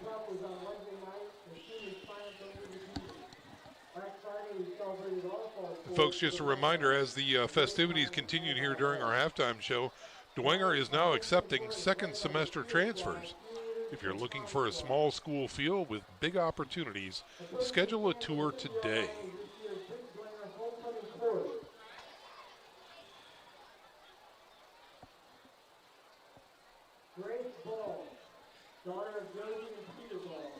Yeah, there we go. Yeah, Grace and Ben coming down the lane right now. So the list that I was handed seems to be correct so far. Oh, you are always right on the mark, Sean. I tell you what. Don't know about that, but I'll take it. Hey, we're back here tomorrow, brother. CYO, it's a doubleheader weekend here at Shields Field. For us, bonus. I tell you what, we're excited. on overtime tomorrow. I know it. Yeah, double pay, right? Yeah, no, I'm excited about it. The Central Catholic Fighting Irish taking on the Knights. That's going to be some sweet action. Rematch right of last year's championship, yeah, which the Knights won last year. So the CC Irish are trying to avenge last year's loss. That game will be at 2:30. So again, if you can't come out and support the Scrappers, check out our YouTube page. That's BD Saints Sports Network to catch all the action here tomorrow.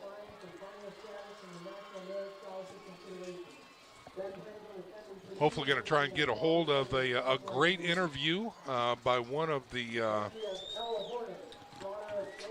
service members down here and Dwenger graduates as well. Here we see Caroline Kumler and Brady O'Keefe. That's not Brady O'Keefe.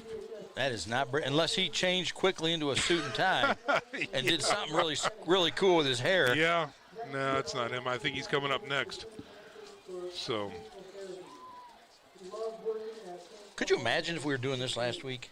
Oh, my heavens. Oh, boy. Disaster. Folks, if you weren't tuned in, it was bedlam. We had sideways rain, wind whipping 40, 50 miles an hour. A lot of games postponed or even canceled. The Saints stuck it out and was able to get a victory over the Northrop Bruins last week. But, yeah, it was a mess, an absolute mess. I think we had 40 people in the stands at the most. Our viewership was great back at home. I question their intelligence, those 40. Yeah, those some hardcore parents right there. That's what that was. So, but, yeah, let's also look into the remaining schedule for both of these squads here, Joe, because it doesn't get easy for the Bishop Dwenger Saints. After this game, they will be at Spooler next week to take on Snyder, and then they will finish here at home against the Concordia Cadets. So, again, another tough one coming up right after this one for the Bishop Dwenger Saints. And after these two games, then we get into postseason play. But after Dwenger, for the Bishop Luers Knights, they are going to be at Southside and then finish up at Homestead. So yeah, and tonight, Sean, is the first game for Bishop Dwenger that is against a school that is smaller than them. Right. They've played big schools all the way up to this point, and they're battling it out, battle the Bishops. That's what we love, close games when these two teams meet. That's right. Throw the old records out because it never matters. Each and every year, anything can happen in this contest.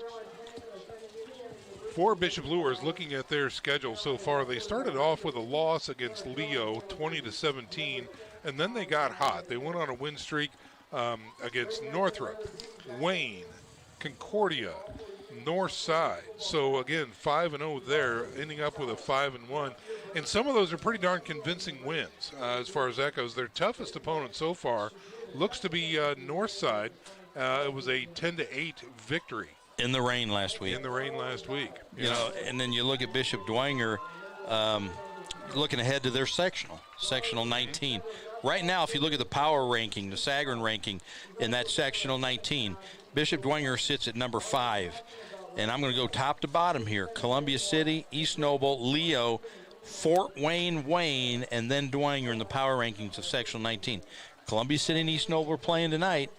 Really surprised that East Noble jumped out on Columbia City 21-0 early in that one. So we'll keep that one. We'll keep checking in on that one. But that's got implications. It surely does. Yeah, and certainly I just can't believe it. That was shocking when Casey sent those over. My sister just sent me that text. It's got my bald head in there. I do like her. Yeah, just well. It's not your best side. No, it surely is not. Maybe that was Photoshopped, that bald spot on the back of your head. I guarantee it's not. No. Oh, that's funny. All right, so the homecoming corps makes their way onto the sidelines.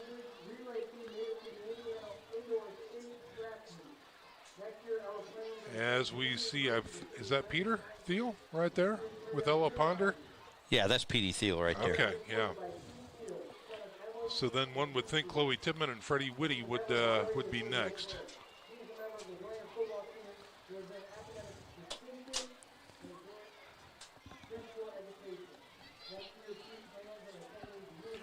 Well, as these festivities go on, we're going to step out for a little 30-second break. When we come back, hopefully we will have the King and Queen crowned, and John Klingenberger will hopefully have an opportunity to give them a shout out and let them say hi to the crowd and our viewers at home. So stick around, football fans. We're back in 30 seconds. This is Bishop Dwenger football on the Saints Sports Network.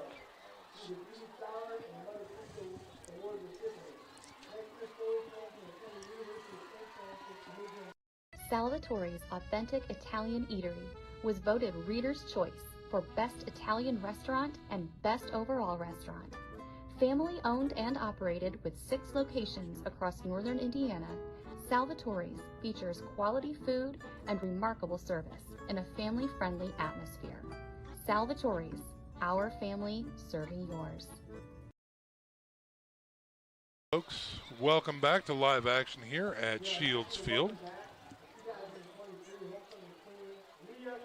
Joe, when we were before we took a break, had an opportunity to talk about the sectionals. What do you have for Luers? What's Well, coming up Luers for them? sectional is sectional 28, Sean, and really that appears to be a two-team race there, Mississinawa and Bishop Luers. Let's talk about Mississinawa. They're atop the power ranking of sectional 28. They have only allowed 7 points all season, 5 shutouts. Okay, but the largest school they've played is 4A Marion, who's not very good. No. So Mississinawa is averaging 42 points a game, giving up 1.2 points per game, and they sit atop right now the power rankings of that sectional 28. Right below them is Bishop Luers at 5-1. All righty. So we've got the announcement coming up here in seconds, I believe. 2024 Bishop Dwenger High School homecoming king is Ben Kiefer.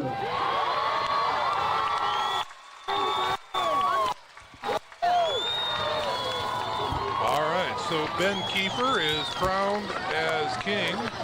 And in 2024 Bishop Dwenger High School homecoming queen is Ella Ponder. Ella Ponder. All right. So congratulations to those two kids down there, as John will hopefully have an opportunity to get with them shortly after their coronation, I guess is the proper term, Joe. I guess. Crowning? Crowning? Coronation? Same thing. Yeah, exactly. It didn't happen to me, so I really don't know what the... Seriously? You weren't homecoming queen? That's a shocker. Picking up some sarcasm? I don't even think I was honorable mention. Let's just put it that way. But, yeah, we'll wait for some pictures here, and then hopefully we can have John get with those kids and congratulate them and see how they feel. It's a great moment in time for them, and a great time for the school as well. So...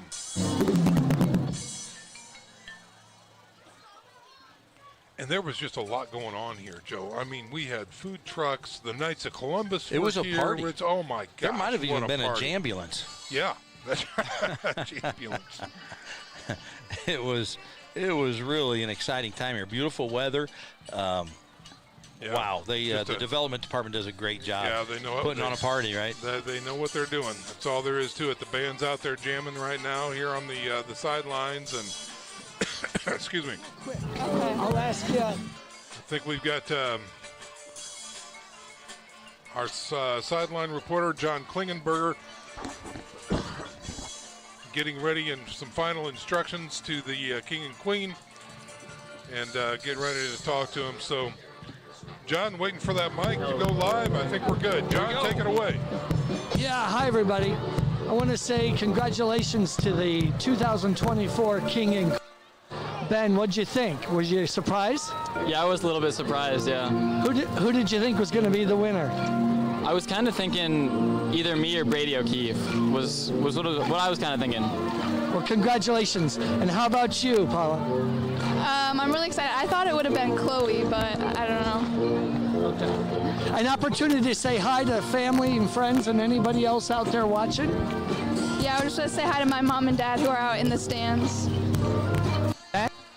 Yeah, I'd just like to say hi to my parents that are out there, and also shout out to the Bishop Dwenger cross country team. Amen. Thanks, and congratulations. All right, John, good stuff there. Thank you so much for that. And again, congratulations to Ben Kiefer and Ella Ponder. We get that. John's going to get another interview right behind him. Is there. that He right? just got hit with a flag. Oh, is that right? Oh, my gosh. Wow. John, now he's running away from his interview. See him? Oh, my gosh. This is getting serious. Oh, my goodness. All right, we'll see if John can catch up with Alex here shortly and get some words from him. Talk about maybe his days at Bishop Dwenger and what's it like to be a captain in the Guard. So proud of him.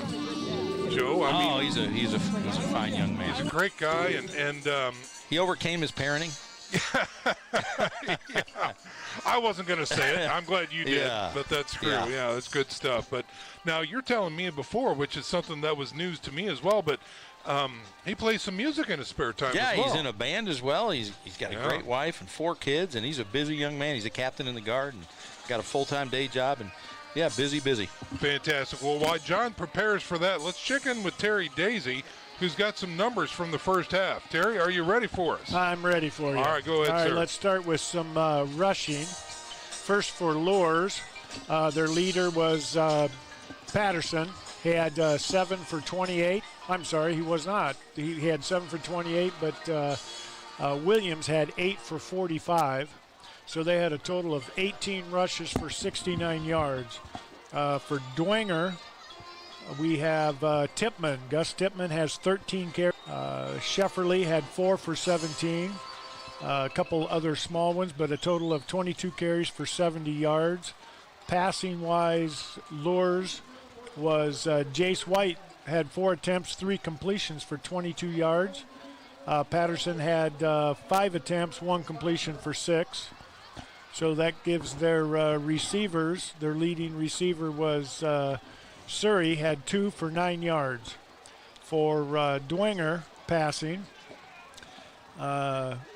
Jordan had 3 attempts with no completions. O'Keefe had 3 attempts, 2 completions for 9 yards, which our receivers then was Gus Tipman had 1 for 6, and Beckham Russell had 1 for 3. Overall, for team stats, Luers had 8 first downs. Dwenger had 5. Total plays, we had 28 plays for 97 yards for Luers, and Dwenger had 27 plays for 79 yards. All right. Hey, what was the Terry? Real quick, what was the total passing yardage for Luers? The total passing yardage was 28 yards. So Luers 28 yards passing, Bishop Dwenger 9 yards passing. Yeah, you called it. Correct. Yep. And it looks like the Huey, the UH-60 is taking off now, and Alex is not on it. We know he missed the flight. He missed the flight. Lost his luggage. Yep, exactly. But again, special thanks to the Air Guard, Army National Guard, as they had a tremendous showing out here tonight. So we're very grateful for them being out here, getting the kids all amped up and having a great show to put on here. So, and the helicopter was just one small part of that, Joe. They had some vehicles out here. They had the desk and some good people, making a great presentation out here. So with that said, we are getting close to the end of the halftime, so we're going to send it down to John Klingenberger, who has a very important interview. John, take it away. Hey, thanks, guys. I've got Captain Wharton here with me. He's out of Huntington. And what year did you graduate from here, Captain Wharton? I graduated in 2011. And so you're out of the Huntington. Right, yes, the Huntington Armory. You went in as a private? I did. So you've seen quite a bit of success in your years. Yeah, needless to say, it's been about 14 years. So I started enlisted as in the infantry, and then went through college in ROTC at IPFW, and commissioned, and now I'm a logistics officer, so I'm a captain. And so 6 more years? 6 more years. Yep, 6 more years. What do you want to do in the next 6?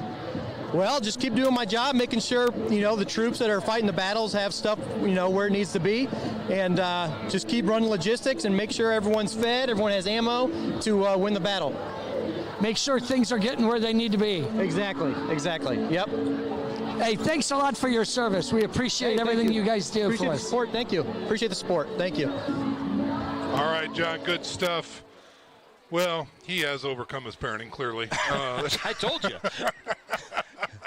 Hey, I did get a text during just a little bit ago from our classmate, Greg Gale. He actually said he did vote for you for homecoming. Is that right? Homecoming king. Well, Greg, he and I took Latin together. So, we're you guys all stick together. You That's Latin, right, old school. Latin That's what it is.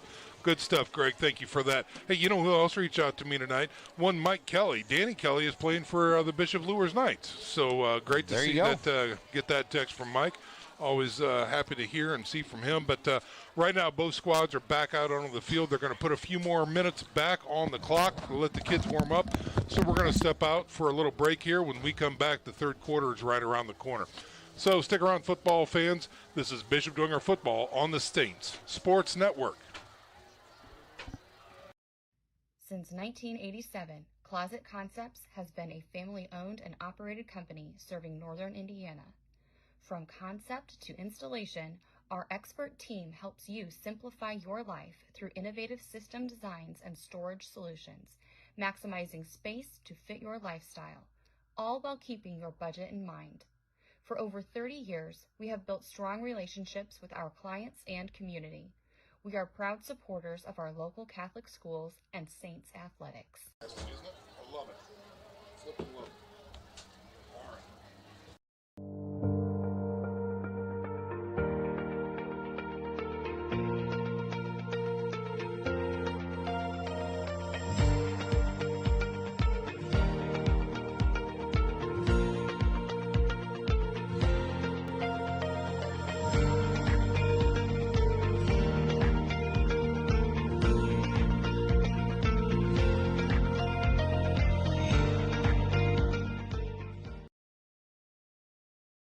Alongside Joe Wharton, I'm Sean McBride, welcoming you back to Bishop Dwenger High School, where the Saints are on top of the Knights, 3-0 after a half of play.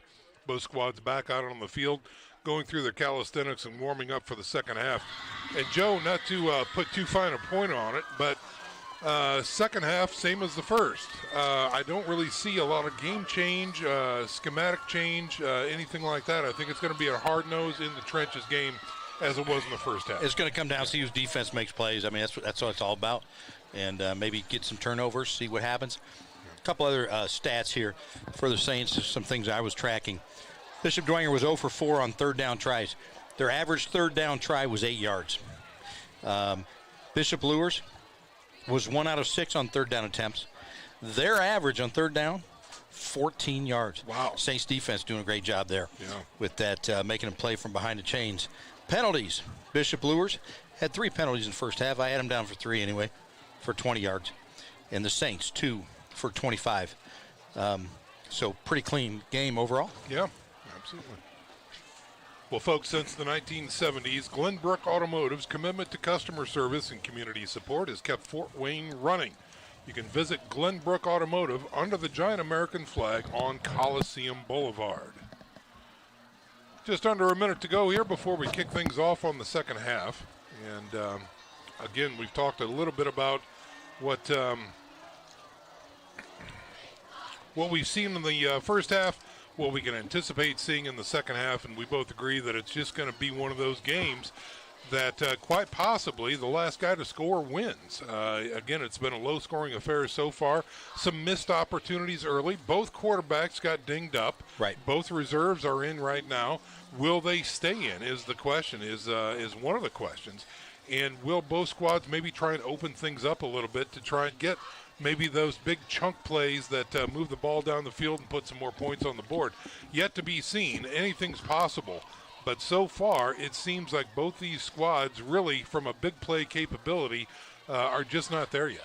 I think if I'm the head coach of either of these teams with a backup quarterback, if they do truly come back out with backup quarterbacks, I'm asking him not to win the game for us, but don't lose it. Yeah. Give him some easy passes, some screens, some hitches. Don't ask him to do too much. Stay within the offense as that backup knows it. Remember, the playlist, the playbook, shrinks when you have a backup quarterback in there. It does. They just don't get a lot of reps during the week. So I wouldn't look for anything too flashy. Keep it simple, stupid, and hope your defense can make some plays. Maximize your success. That's what it's all about. It's got another text that I'm really kind of miffed at. Look at this picture, Joe. Here's Mike Kelly and his fraternity brothers out in Wyoming. Look at that picture. Yeah, that's beautiful. It'd be beautiful if those guys weren't in it, but whatever. All right. We are back to live action here as the Saints prepare to receive the ball. O'Keefe back deep along with Gus Tipman. Remove those and that. As Rojas gets ready to launch this one from the 40. Short kick going to the sidelines. And it's going to trickle and be picked up by O'Keefe at the 20, the 25, the 30. He's got a lane. 35, we got a flag. This might be a block in the back against the Saints. Flag's resting near the 25-yard line. Holding on the Saints. Holding on the Saints. All right, so another penalty against the Saints. Negates a good run back. It is Nick O'Keefe out there in the huddle next to Coach Garrett, getting some instructions here before they start their first drive of the second half. And we always talk about, Sean, first drive of the second half is so important. Yeah, critical.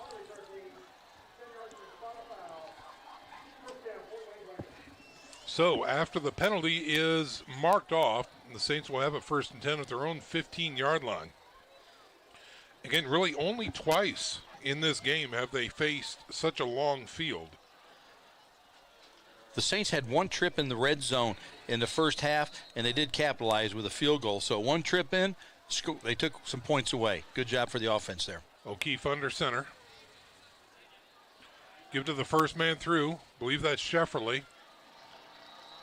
He'll get a few out close to the 20, maybe the 19. Good first down run there. Tackle on that play was number 7, Will Verslip.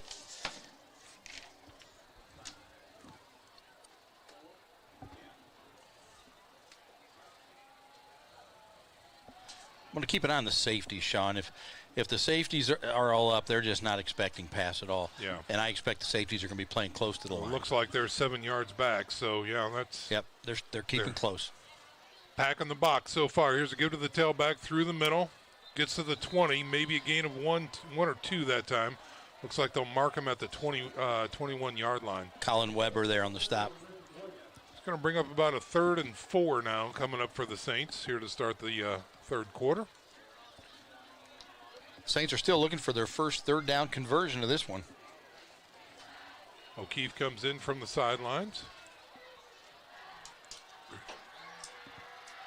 Boy, you couldn't ask for a better night out here at Shields Field. It's beautiful. Spectacular. Yep.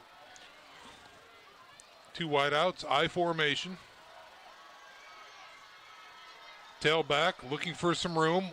Bounces out of 1 tackle. Will not have enough for the first down as he's shy of the 25, the 24. So that's going to bring up a 4th and 1.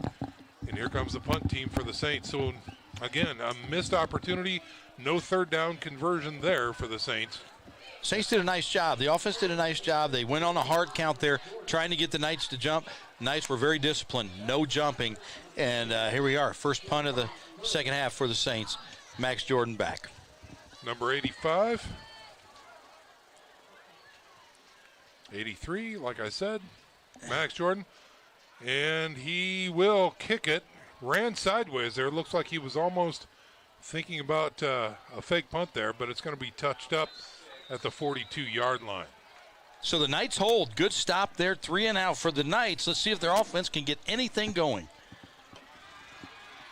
Well, again, remembering back to the end of the second quarter, during that 2-minute drill, they had some very good success. Again, at the end of the second quarter, with Dario Williams, number 23, running the ball north and south. Devin Patterson is back in the game, so Luers has their starting quarterback back in. That's good news for the Knights. 1st and 10 from their own 42. Patterson's in the shotgun. Looks to throw, fires to the flats. He's got a man, no yards after the catch. He's going to be dropped at the 47. Nice play there. The Saints had loaded up the box, and on first down expecting the run, and Patterson throws it right out there for a little hitch. Nice pitch and catch, 6 yards on first downs. Great for the Knights. And these are the types of plays, Joe, that you talked about, the high percentage completions, the confidence builders. Again, he got nicked up. He's back in. Let's give him an opportunity to be successful. Call that a gain of 6, brings up a 2nd and a long 4. Now we've got a whistle.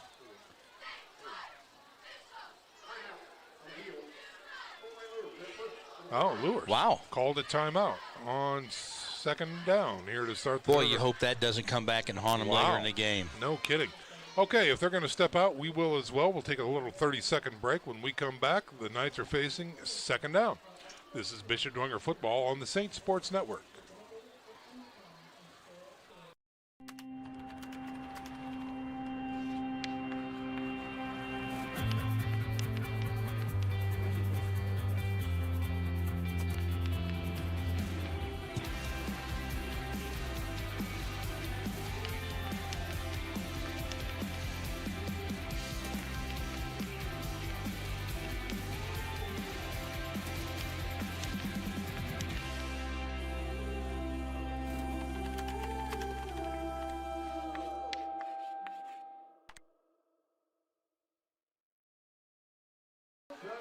Timeout is over. Whistle blows.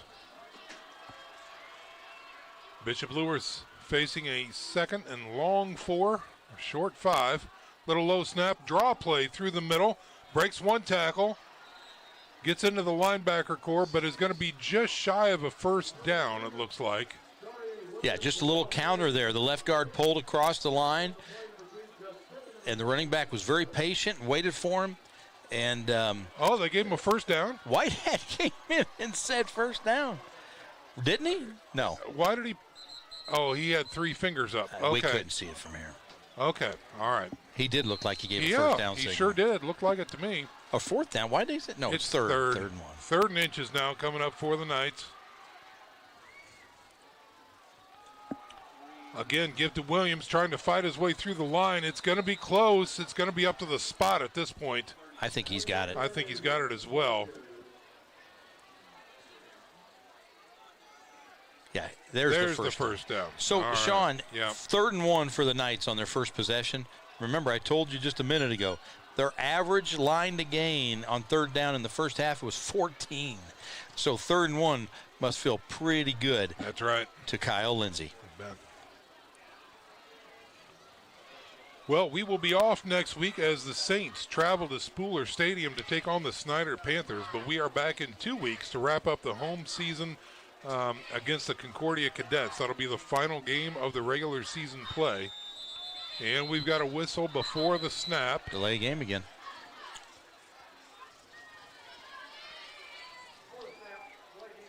It will be a delay game, you're right. So, another mistake against the Knights. And again, they've got their starting quarterback in there, so very interesting there. But loss of 5 brings up 1st and 15. If you missed it at halftime, the Knights had 28 yards passing in the first half, and the Saints had 9. Yeah.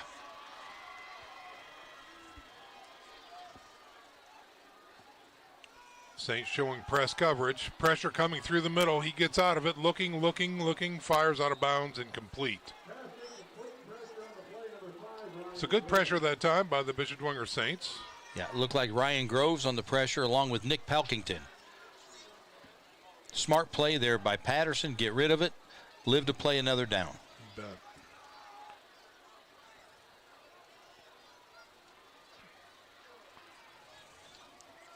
Knights playing behind the sticks here on 2nd and 15.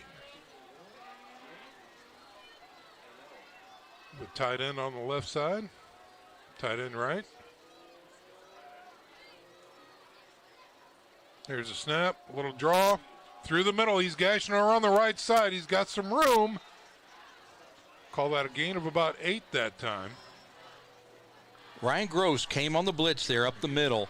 The back was just, Williams was just able to make him miss and then was able to get a nice gain there on 2nd down. Brings up 3rd and somewhat manageable, 3rd and 8.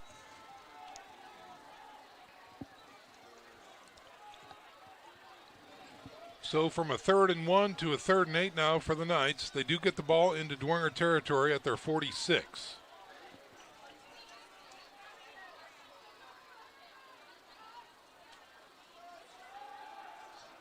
Has all kinds of time. Looks downfield. Fires. He's got a man, and it looks like it was incomplete.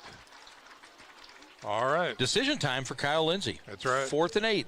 I think this is the right decision. Punt, play the field position game. I think it's a great call by Kyle. Yeah. Play the field position game, especially with the Saints having a backup quarterback in. And maybe the defense can make a play down there. Maybe there's a fumble, and set your offense up with good field position if the Saints make a mistake. And the previous drive, the Saints went 3 and out on the first drive of the 3rd quarter. So, yeah, if I'm Kyle Lindsey, give it to him deep and let your defense do their work. Here's a snap. Punt is away. It's a high one. Trickling near the out-of-bounds line. Takes a Dwenger hop, or check that, Luers hop. Goes out of bounds inside the 20 at the 15-yard line. So again, another long field coming up for the Bishop Dwenger Saints. Hey, special shout-out. We got to the booth today. There was some delicious food here again from Salvatore's. I didn't get any, Sean. You guys. You did too. Come on. Don't give me that. We know Brian didn't eat it all. He might have had 4, but there was plenty for everybody.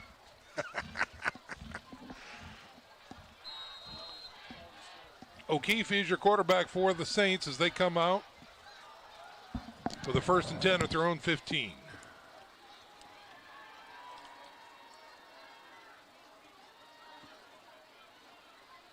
Quick give, Tippmann finds some room through the middle, falling forward again past the 20, out to the 22. I like the play call there. They went 3 wide receivers out to the right. They spread out the field and ran a little zone there for Gus Tippmann, who makes one cut, which is sometimes all it takes for a nice 7-yard gain on 1st down.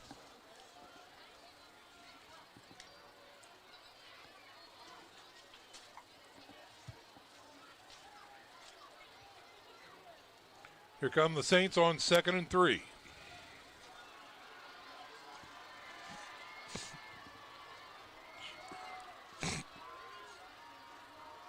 O'Keefe in motion. Quick give to Gus Tippmann through the middle. Nothing there. Swallowed up early. That's for Slip, who slipped out of his tackle. First Slip did a great job there. He just cut inside underneath the blocker, got into the backfield, made a huge play to force a 3rd down try here for the Saints.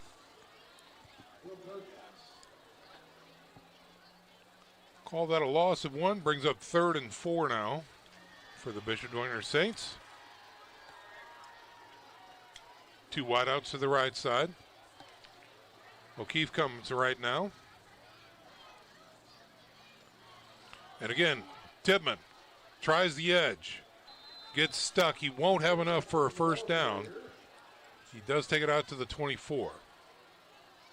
Now it's a punting situation. Here comes the punting team. It's always a question.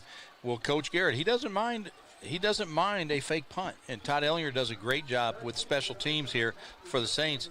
He's got 2 or 3 different fake punts ready to go. So we'll see if the Saints are willing to roll the dice here. I personally would not, but that doesn't mean anything, Sean. Well, they're pretty deep in their own territory to pull off a fake, but who's to say? Max has it, puts his foot into it. Wobbly one down the middle. Oh, it's bobbled by Luers. Picked up, and he's going to be swallowed up inside the 20 at the 18-yard line. Heck of a play there. Vance Diepenbrock, the long snapper, comes down, makes a play. Great coverage there by that special teams unit for the Saints, and that's what you wanted. That's just a little mistake. But field position is so important in a game like this.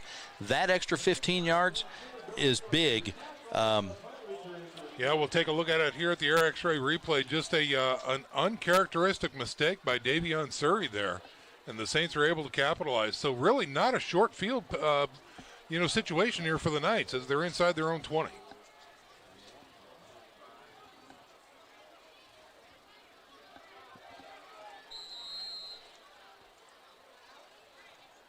Whistle blows on 1st and 10. We've got movement on the line. Saints called it out, and I think they're right. That's going to be a false start against the Knights. Second penalty against Bishop Luers in this half.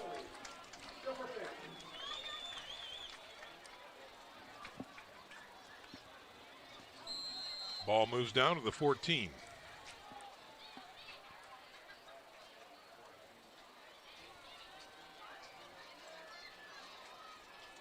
Play action.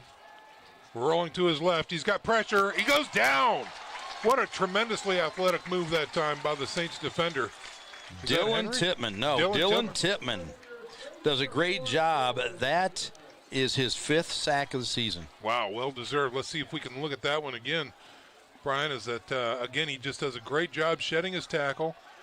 Was able to contain the edge and just move sideways with that play. And finally just get in there and take his legs out. Dylan plays fast. Yeah. We're going to see his younger brother tomorrow, Levi Tippmann, playing for CC.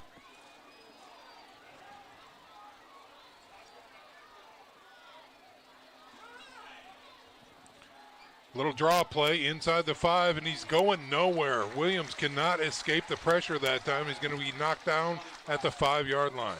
Nick Pelkington in on the stop. So Bishop Luers continuing to go backwards on this drive. I believe they started at the 18. Now they're down at their own 5. 3rd and 21, Sean. Wow.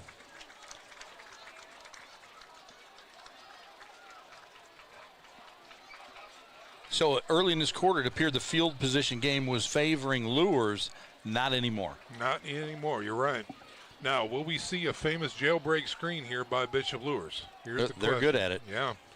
Nobody runs a screen like Luers. And here it comes. Oh, and it's over his head and incomplete. Almost picked off there by Dylan Tittman. Yeah, I don't know if we're going to be able to catch that or not. That was kind of a bang-bang play, but we're going to try and see if we can get that. While we're looking at that replay, let's check in with John Klingenberger. Hey guys, I've got some third quarter updates.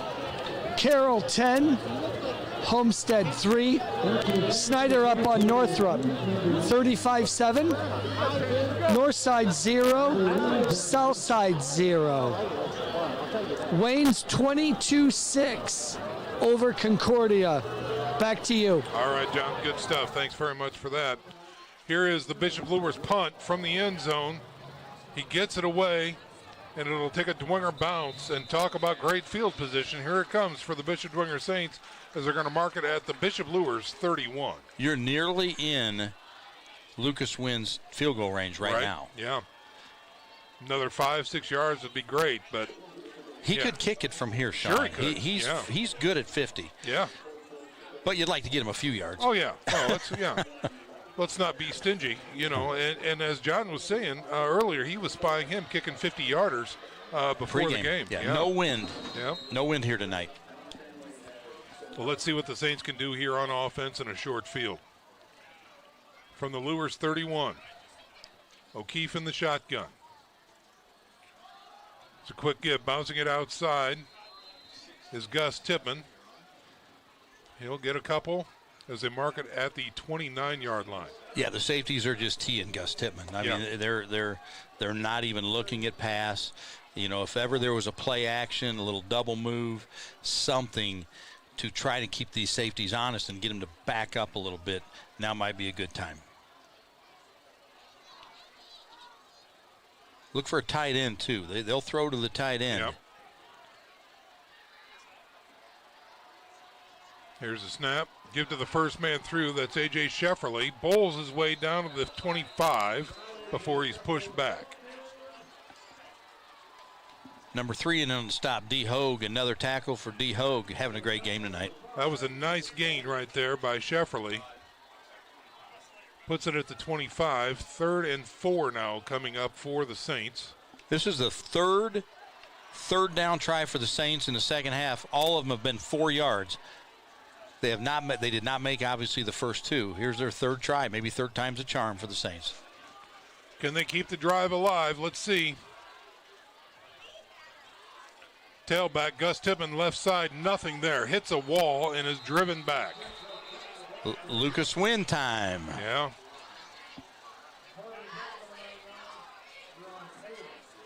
Here they come. There he is, right there, number 99. Lucas Wynn coming in. 42-yarder. On the hold will be Charlie Getty. Diepenbrock on the snap.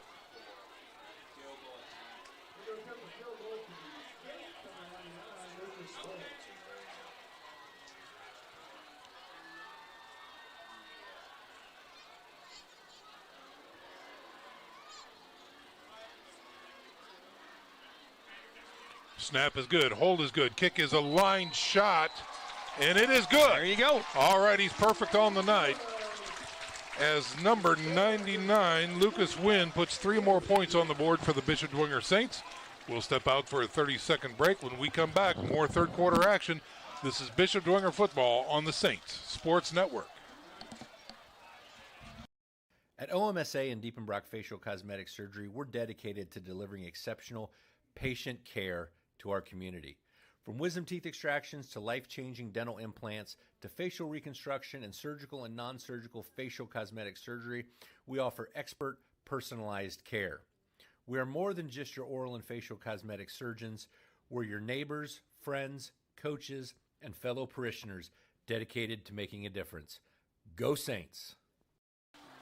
6-0 is your score. The Bishop Dwenger Saints capped off a short field advantage with a field goal by Lucas Wynn with 55 seconds remaining here in the third quarter. And they are preparing to kick this one away. Sean, the last time Bishop Luers came into Shields Field was in 2021, and they left here with a win, 41-38. Wow. We're not going to – that's a lot of offense that night. Yeah, I don't see the scoreboard having 2 digits that high anyway at the end of the night for any of these squads. But another touchback coming up, and here come the Bishop Luers Knights on offense. Now the question is, again, will David Patterson be back out as quarterback? He started the second half so far, but was really not very successful. It looks like they're over there talking to the other young man, Jace White. Okay. Here comes Jace White, backup quarterback. Yeah, there it is. So Jace White back in for the Bishop Luers Knights as quarterback. See if he can provide a spark as they have a first down situation from their own 20-yard line. A couple more plays will take us into the fourth quarter. Here's a snap. Give to the tailback. That's Williams trying his way around the right side. He'll drag a group of Saints with him. Ryan Groves in on the stop. Let me talk again about Jace White's passing statistics coming into this game. 9 of 20 for 45% completion. One interception, no touchdowns. So he has played a little varsity time, but hasn't done a whole lot with those opportunities. Backup quarterback might be the toughest position. I agree. To be in. I agree. We're going to have to talk to Casey O'Boyle about that. Well, let's see. Quarterback rolls out, pitches one. Oh, nearly intercepted as he went down. Now we've got a late flag on the play. We'll see if we can take a look at that one again. Another bang-bang play, just a quick hitter out to the flats on the right side. This one might be called against the Bishop Dwenger Saints. Personal foul. I didn't see what happened there. Let's see if we can get it from the crow's nest here as we take a look. He just rolls out, quickly throws. I don't know what that was. Yeah. Oh, he led with a helmet? Wow. There's a break for the Knights. They called targeting against the defensive back for Bishop Dwenger.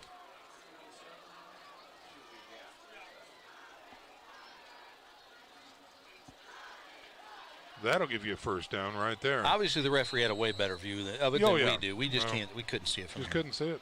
Yeah. Ball's at the 38-yard line now with a fresh set of downs. Knights moving right to left on your radio dial. He's looking to throw on first down. Has plenty of time. Now we've got a flag. That's going to be holding against the Bishop Luers Knights, and that's going to be an incomplete pass. I assume it's going to be holding. The white hat threw it. Yep, I'd be surprised if it wasn't. Yeah. And that's exactly what it is. So that'll move the Knights back. Both teams kind of trading penalties at this point. Now remember, it's not from the – if it's behind the line of scrimmage, it's not from the point of the foul. It's from the line of scrimmage. Yeah, so they'll move that back to the 27-yard line. But it does put the Knights into a hole. First and 20 now from the 27.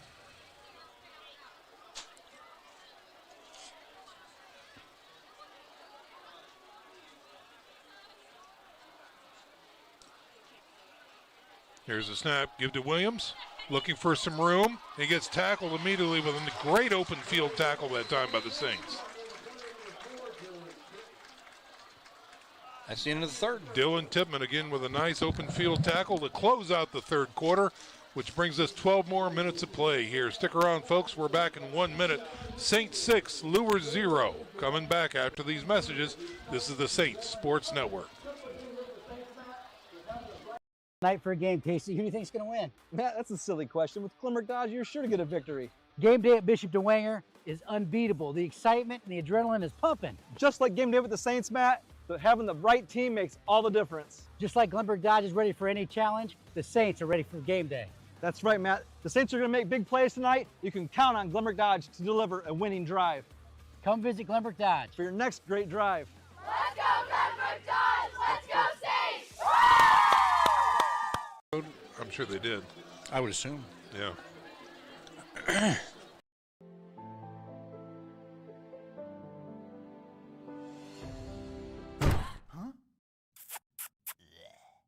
Dirty old furnace.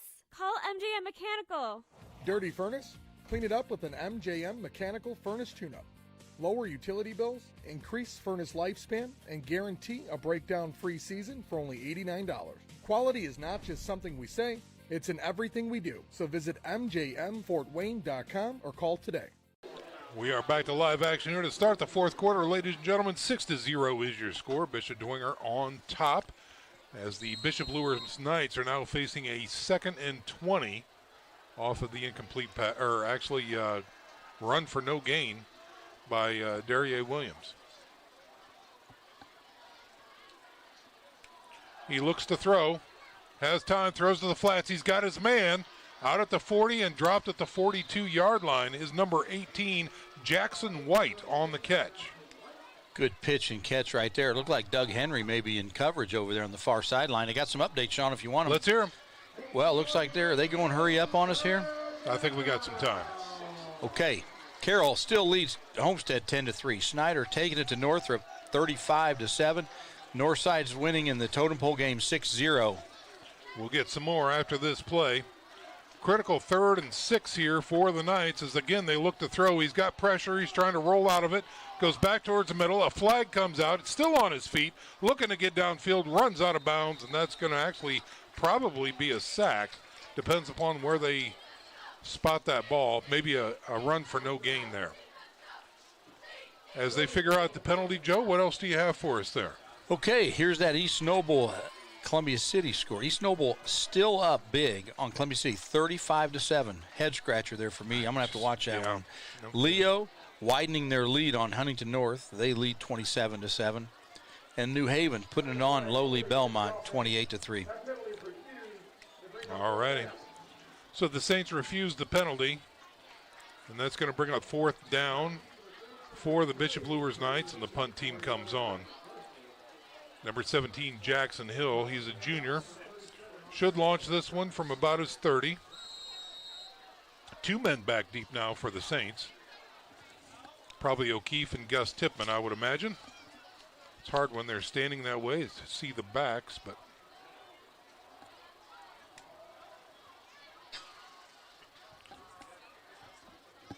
Knights adding a missed player there. Here's the kick. It's a good one, end over end. O'Keefe has it, looking for some room, trying to find his edge. He's got the edge out past the 40, knocked out of bounds near the 44.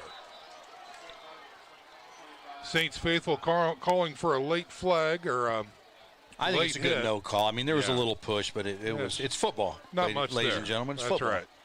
Yep. So the Saints will take over on offense at their own 44-yard line. Again, another short field for the Saints. Can they capitalize is the question. 6-0 is your score here with fourth quarter action. Alongside Joe Wharton, I'm Sean McBride. With a cast of characters up here in the booth and on the sidelines. Haven't get enough props to Joe Romy tonight, our sideline camera operator, doing a phenomenal job. Along with Rick Sosenheimer up in the crow's nest. Here's Shefferly's carry. Hard nose right up the gut. To get out past the 45 to about the 47.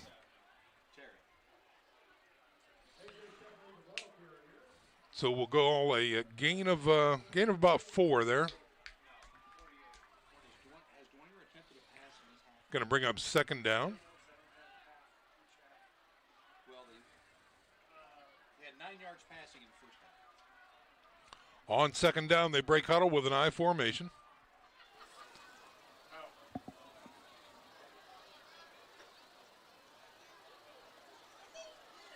Again, Shefferly, hard-nosed run through the middle. Question is if he lost the ball. There's a scrum going on and an official down on his knees He in the is scrum. in there, isn't he? He is. Luers has it. Luers has it. They took it from Shefferly. We're going to have to see that one again. So a big hit causes a fumble as Shefferly was trying his way again through that tough line and apparently loses the ball. Gives it up to Bishop Luers. Let's see if we can take a look at that.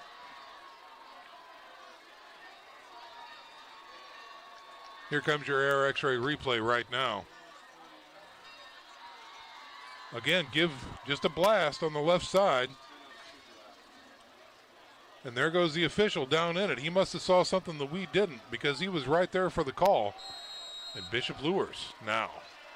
Another turnover by the Saints gives a short field to the Knights. 51 yards to go for pay dirt. Backup quarterback number 15 is still in there, Jace White. Lots of time still left on this clock. Still a one-score game.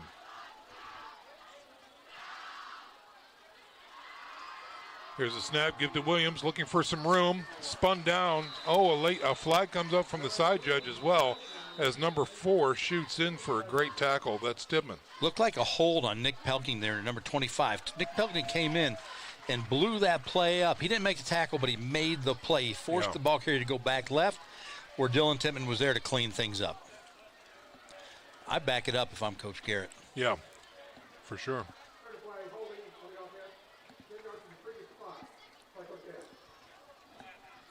And that's what they end up doing, marching it back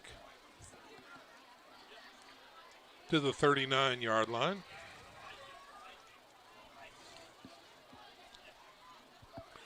Business owners, just a reminder that you can advertise on the Saints Sports Network or on the Shields Field Jumbotron. Call or email Katie Slee in the advancement office at 260-496-4706. Knights again with a 1st and 20. He's looking to throw. Pressure comes, fires out to the flats and incomplete. His intended receiver was Davion Surrey, was almost there, but he just couldn't bring it in. I tell you, I got to talk about this defense. Dan Nepper and his staff have done a tremendous job with this defense. Coming into this season, the emphasis was better tackling and get more takeaways. They've had excellent tackling tonight. Yeah. And Saints coming into this game were +6 in the takeaways. They have only 2 interceptions, but they have 13 fumble recoveries on the season prior to this game. Wow. Doing a great job on defense. Yep. On 2nd and 20.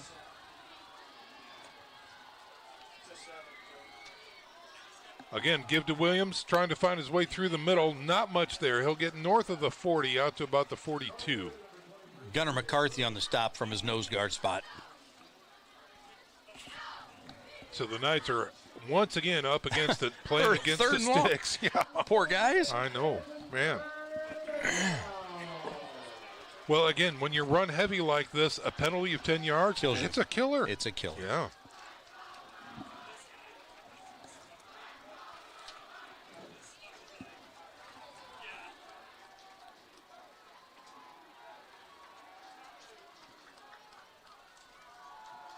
Looking to throw. Oh, we've got the flag there. Number 72 tackled. No penalties downfield either. Hey, they can't see everything. Yeah, I mean, apparently. Okay. Well. They call what they see, but they can't look at everything. But, yeah, 72, the right tackle, just tackled the Saint edge rusher, Joey Seckel. So they burn that down, and that's going to bring up 4th and forever for the Knights. So one of the receivers continues to have a conversation with the Saints student section on his way off the field. Oh, jeez. All right. So the Saints line up for the punt. Jackson Hill again. The legs getting a workout tonight. Low liner. This one taken by the Saints. Not so much after the catch. Beckham Russell. Russell that time. Another on the flag. reception. Late flag now. They're getting tired or frustrated or both out there on the gridiron.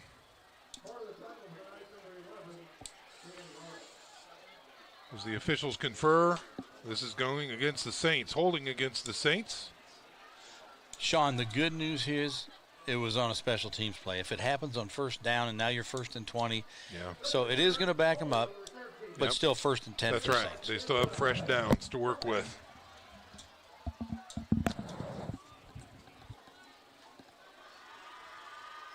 Can you believe I put a positive spin on a penalty? It's almost like you saying it's okay not to catch the punt. Here comes O'Keefe and company on offense. After the penalty, they're down inside the 20 at the 18-yard line. There's a snap, give to the tailback, finds some room, gets into the linebacker court. He dropped the ball. I think he was down. Oh, he's calling him down. The referee's calling him down. Yeah, he's calling him down. I'm not sure about that one. Emphatically. I don't know. Maybe, Let's see what the replay maybe says. Brian grabbed it. Let's see what happens here. Oh, flag, too. A flag after the play.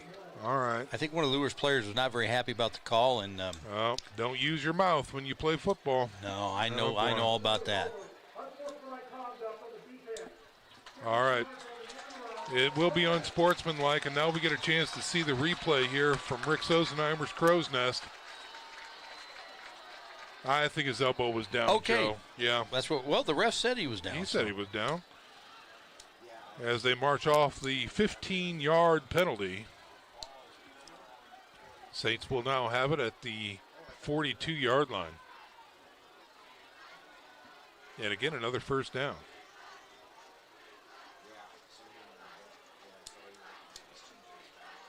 All right, gents, let's have cooler heads prevail. 8:29 to go in the contest. Saints clinging to a 6-point lead.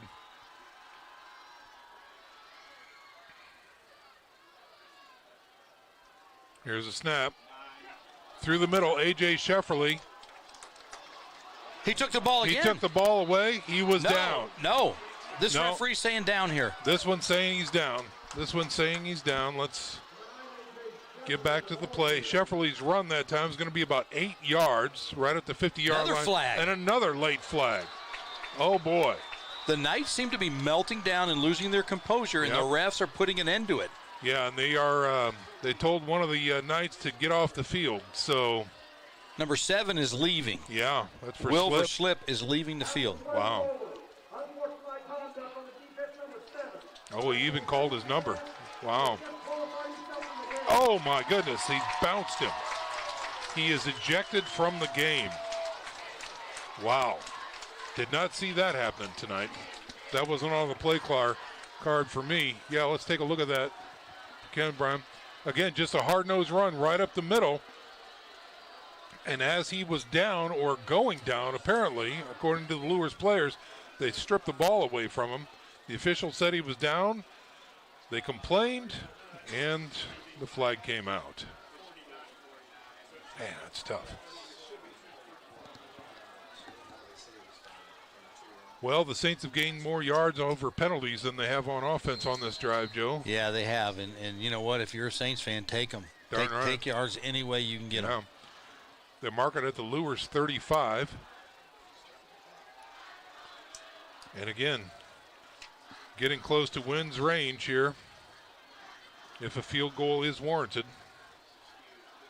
Oh, a field goal would be absolutely huge. Yeah, here. I agree. That now it's 2-score ball game. Yeah. Your defense has been playing fantastic. From the eye.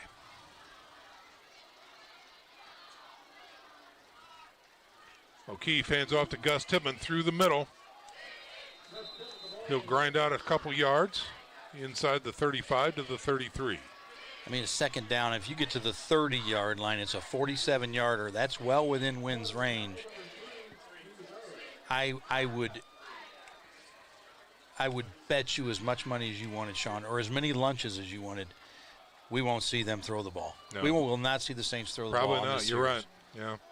As much as I love you buying me lunch. I know you do. 2nd and 8 now for the Saints.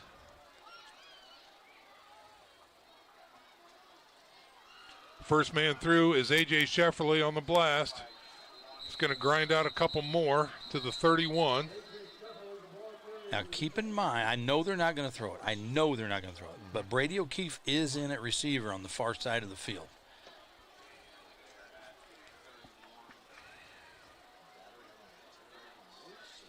Going to bring up a 3rd and 6 for the Saints. Clock continues to go down to about close to 6 minutes. After this play, we'll check in with John Klingenberger, also known as the Puma.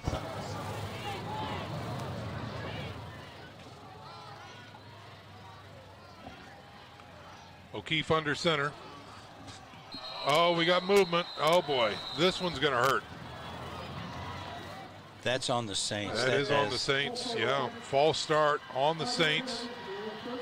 As the Knights were showing pressure, we had a lineman balk, and that's going to move him back to the 36. It sure is. John Klingenberger, what do you have? Well, everyone knows the pass is not going to be in there. So 11 Luers guys are lining up to try to strip that ball and stop the run. Yeah, they sure are. You're absolutely right. And also the flags are just... Yeah, we lost you there, kicking. John. Yeah, no, you're right. Yeah. All right.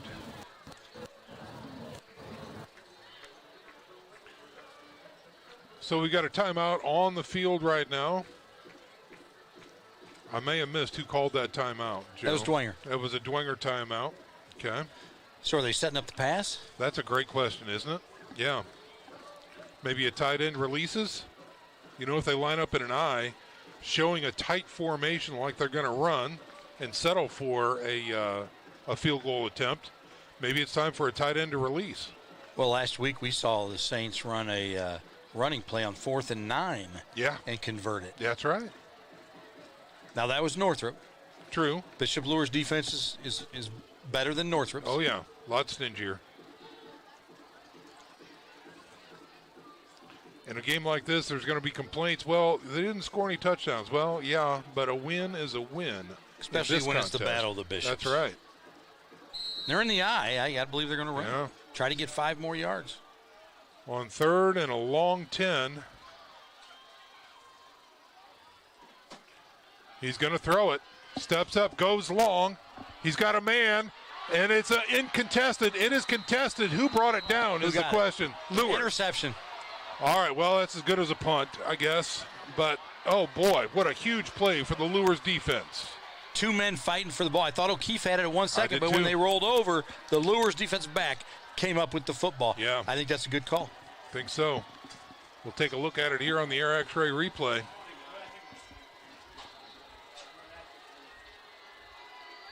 He fires downfield, and there's the contested ball, and the defender just ripped it away and said it's mine. Here we go, 5:44 to go in the Battle of the Bishops. Still on. Saints defense has stepped up all night. Yep. I expect them to step up this time. Anybody's game right now.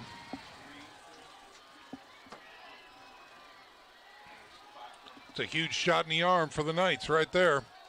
In the shadow of their end zone, in their end zone. Here comes a long play. Long fly pattern and well overthrown and incomplete. Intended receiver that time was Evan Wilkins, number 13.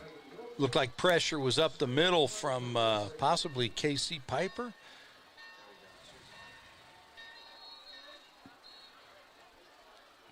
What a game. Two schools just slugging it out. That's I love right. it.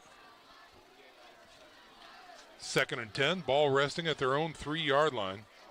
We've got an official timeout now on the field.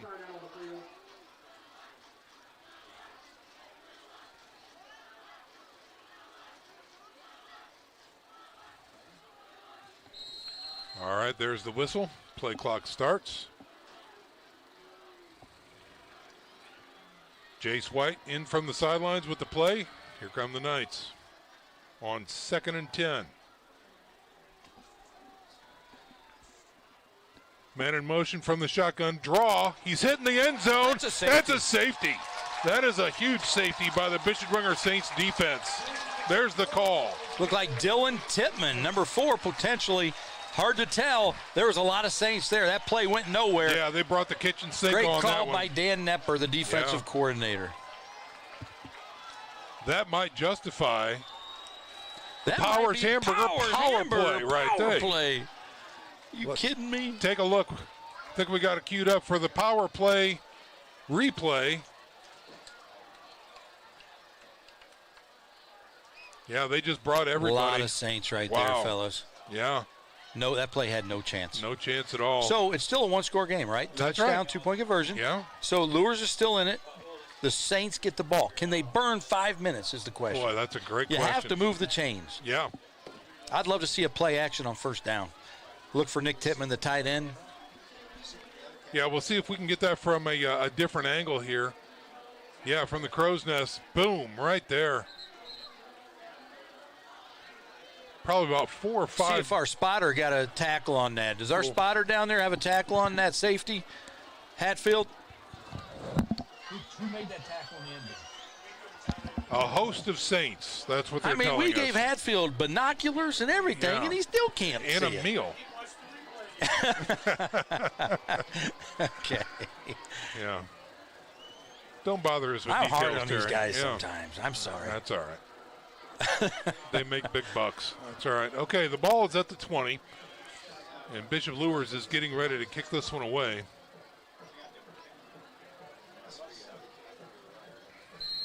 This is the hands team for the Saints. They're expecting potentially an onside here. Rojas to launch this one. Long shot. Rojas put everything into it. Gus Tippmann back there at his own 14-yard line.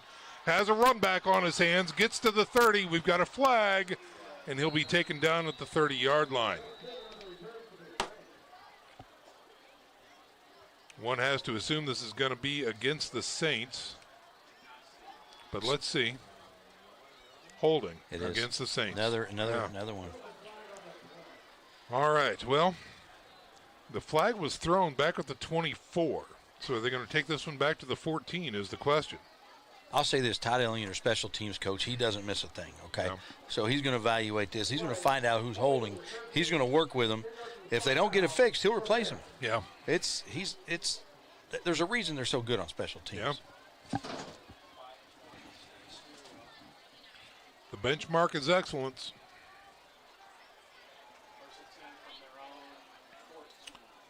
Tough penalty for the Saints there with 5:26 remaining here in the contest.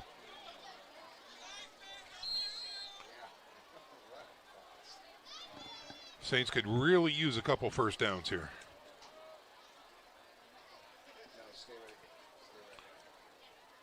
O'Keefe under center. Quick blast. Gets back to the line of scrimmage, maybe a yard or two out to the 16. And not much more there.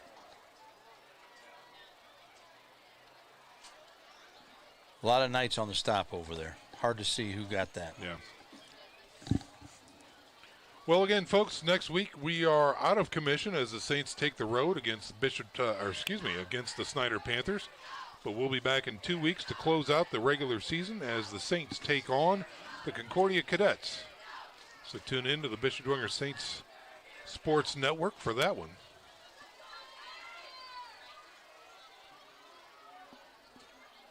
On 2nd and 8, second man through is Gus Tippmann. Finds a little seam, gets north to the 20-yard line. Going to bring up a little test about 3rd and 4 coming up for the Saints. It's been fun watching Gus evolve as a running back. Beginning of the season, he was kind of a head down, go as fast as I can go. And as he continues to evolve, you see him looking to make that one cut. Yeah. And he's really doing a nice job. Gus Tippmann, only a junior. So we'll hopefully be able to see him next season wearing the gold helmet. Oh, really only 2 senior starters on this offense. Yeah.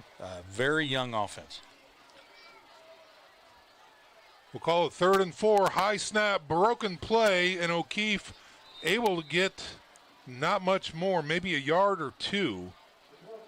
And that's going to 3 and out. That's tough. Yeah, 4th down. And they're just north of the 20. So Bishop Luers should see some good field position here after this punt. Boy, it'd have been good to maybe see maybe a screen there, maybe a slant, something to break it up. Easy. Yeah. Yeah, when they load the box, it's just hard to run the ball. Max into punt. It's a good snap. Kick is away. Takes a Luers hop. Touch it up right at the 50. Yeah, Cooper Campbell there to stop the ball at the 50. 50 yards to go. The Knights are still in it. 3:10 left in the contest. Yeah, it comes down to the fourth quarter. How many times has the Battle of the Bishops been decided in the last moments of the game? So many times. Yeah. Like I mentioned earlier in the pregame, the last 3 years, the biggest margin of victory was 5 points. Yeah.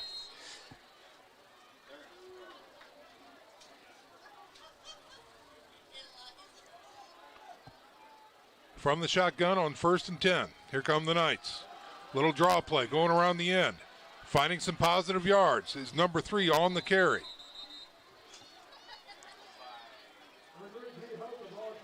D. Hogue on the carry.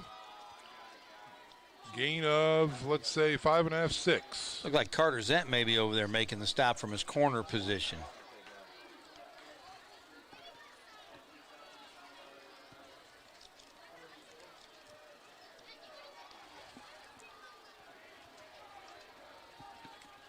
$15 seconds, 14. Yeah, they're taking going to a lot have to of time hurry here.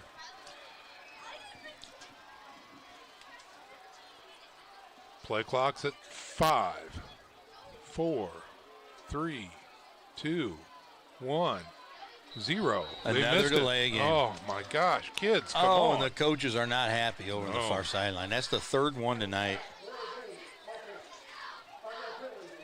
You know, when you run heavy like that, every yard is absolutely critical, especially now that you're facing the clock as an opponent as well. 8 penalties in the second half for Bishop Luers. You heard me right, 8. Yeah. And a couple of them were not mistakes.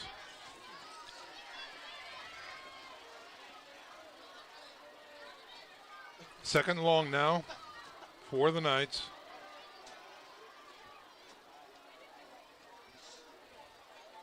Play action, looking to throw. He's got pressure. He's swarmed over. Still on his feet and finally dropped. Good pressure by the Saints defense there. Looks like Nick Pelkington getting a sack. That's the 4th sack for the Saints tonight. Giving that to Dylan Tippman, I guess. Dylan Tippman, okay. Here's Saints your replay. Yeah, there it is.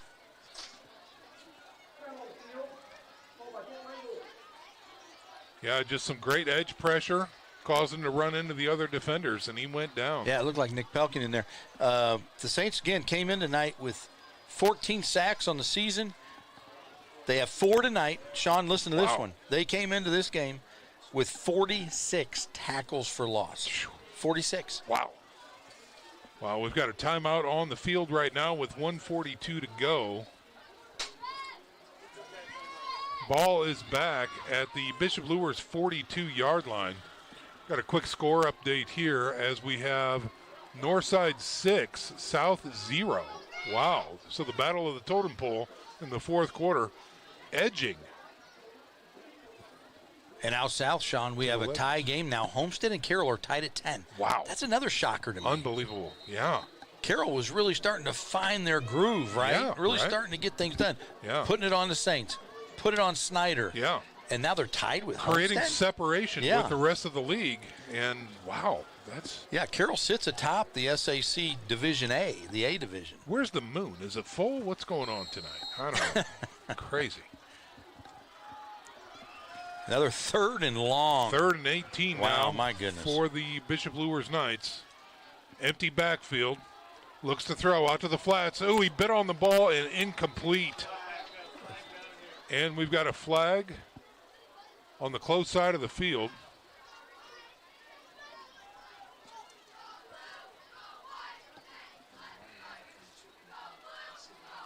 Illegal man downfield. That's what it looks like. Yeah. So another penalty. I think he declined that. Yeah. Just let him punt from there. Don't give him the extra chance. Certainly you decline it. Yeah. I thought it was going to be holding as Poirier was coming around the edge, and he was clearly being held, but 4th and 18 now for the Bishop Luers Knights. The offense remains on the field.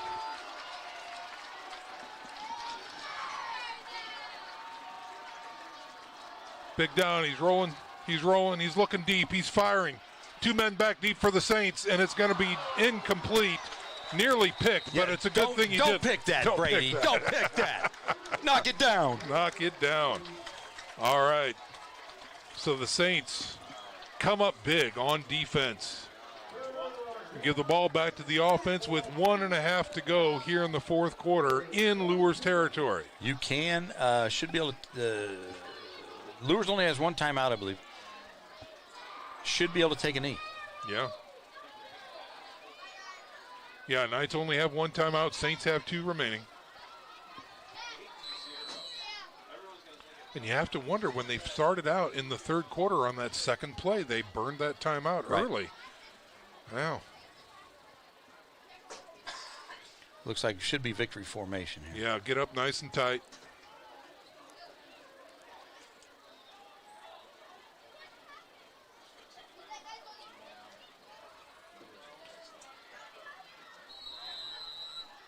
O'Keefe takes a knee. Joe, will this be the first shutout of the year?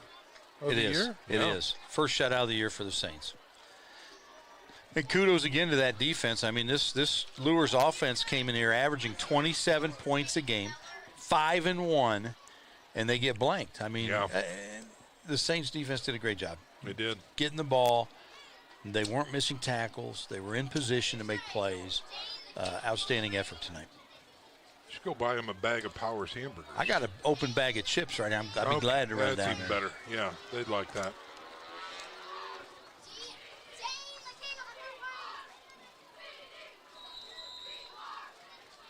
Clock continues to wind down. One more knee. One more knee should do it. Got about 5 seconds to make up, and that's going to be about it. So Nick O'Keefe comes in relief for Henry Jordan, who goes down in the first half, and did a good job, right? He managed the game. That's right. Yep. But really, the offensive line did a good job tonight, right? That's right. When you knew the Saints were going to run the ball. Wait, we've got a timeout on the field. What is that about? Did Luers just call their last timeout?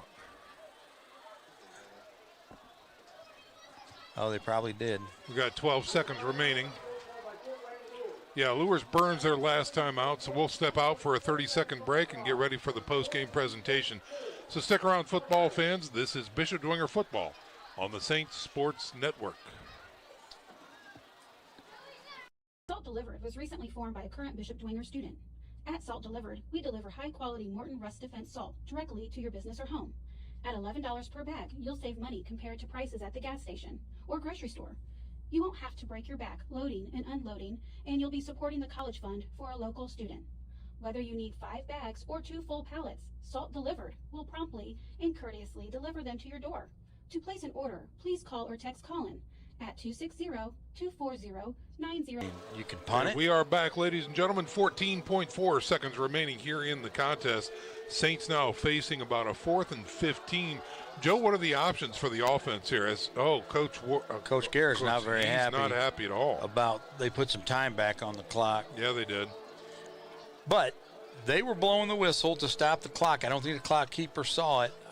I think the clock's right. Okay.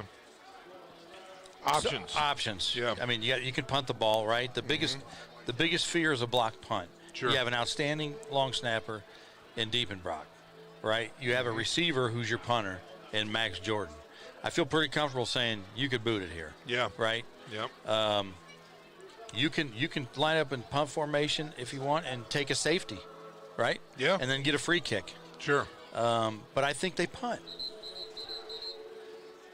Yeah, here comes the punt team. Sure. All right. It's not over yet, ladies and gentlemen. 14 seconds remain as the punt team comes out for the Bishop Dwenger Saints. Max Jordan, number 83, launched this one from about the 40. We've got one man back deep for the Bishop Luers Knights. That's Davion Surrey, number 2. It's a good snap. Here is the kick, and he will field it near the 18-yard line, going sideways, looking for a lane, tries a cutback, and is going sideways again. He's at the 25, gets wrangled and stopped Late flag coming out in the middle of the field. Did he kick somebody? There is a flag near the 35-yard line. Seemed to be a small scrum. Here comes the white hat with the call.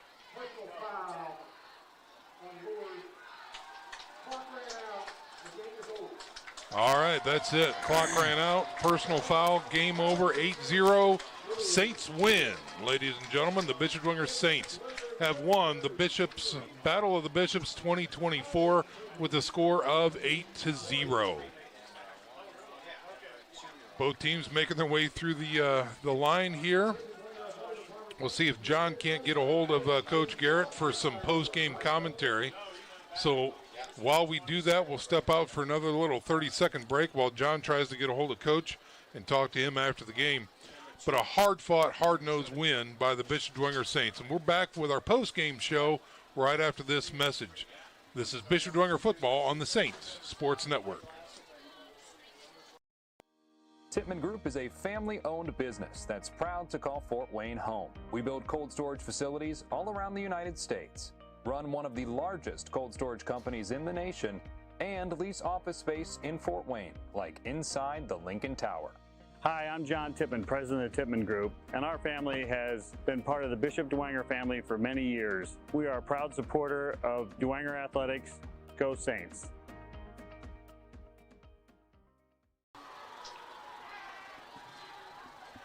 We are back to live action here, ladies and gentlemen.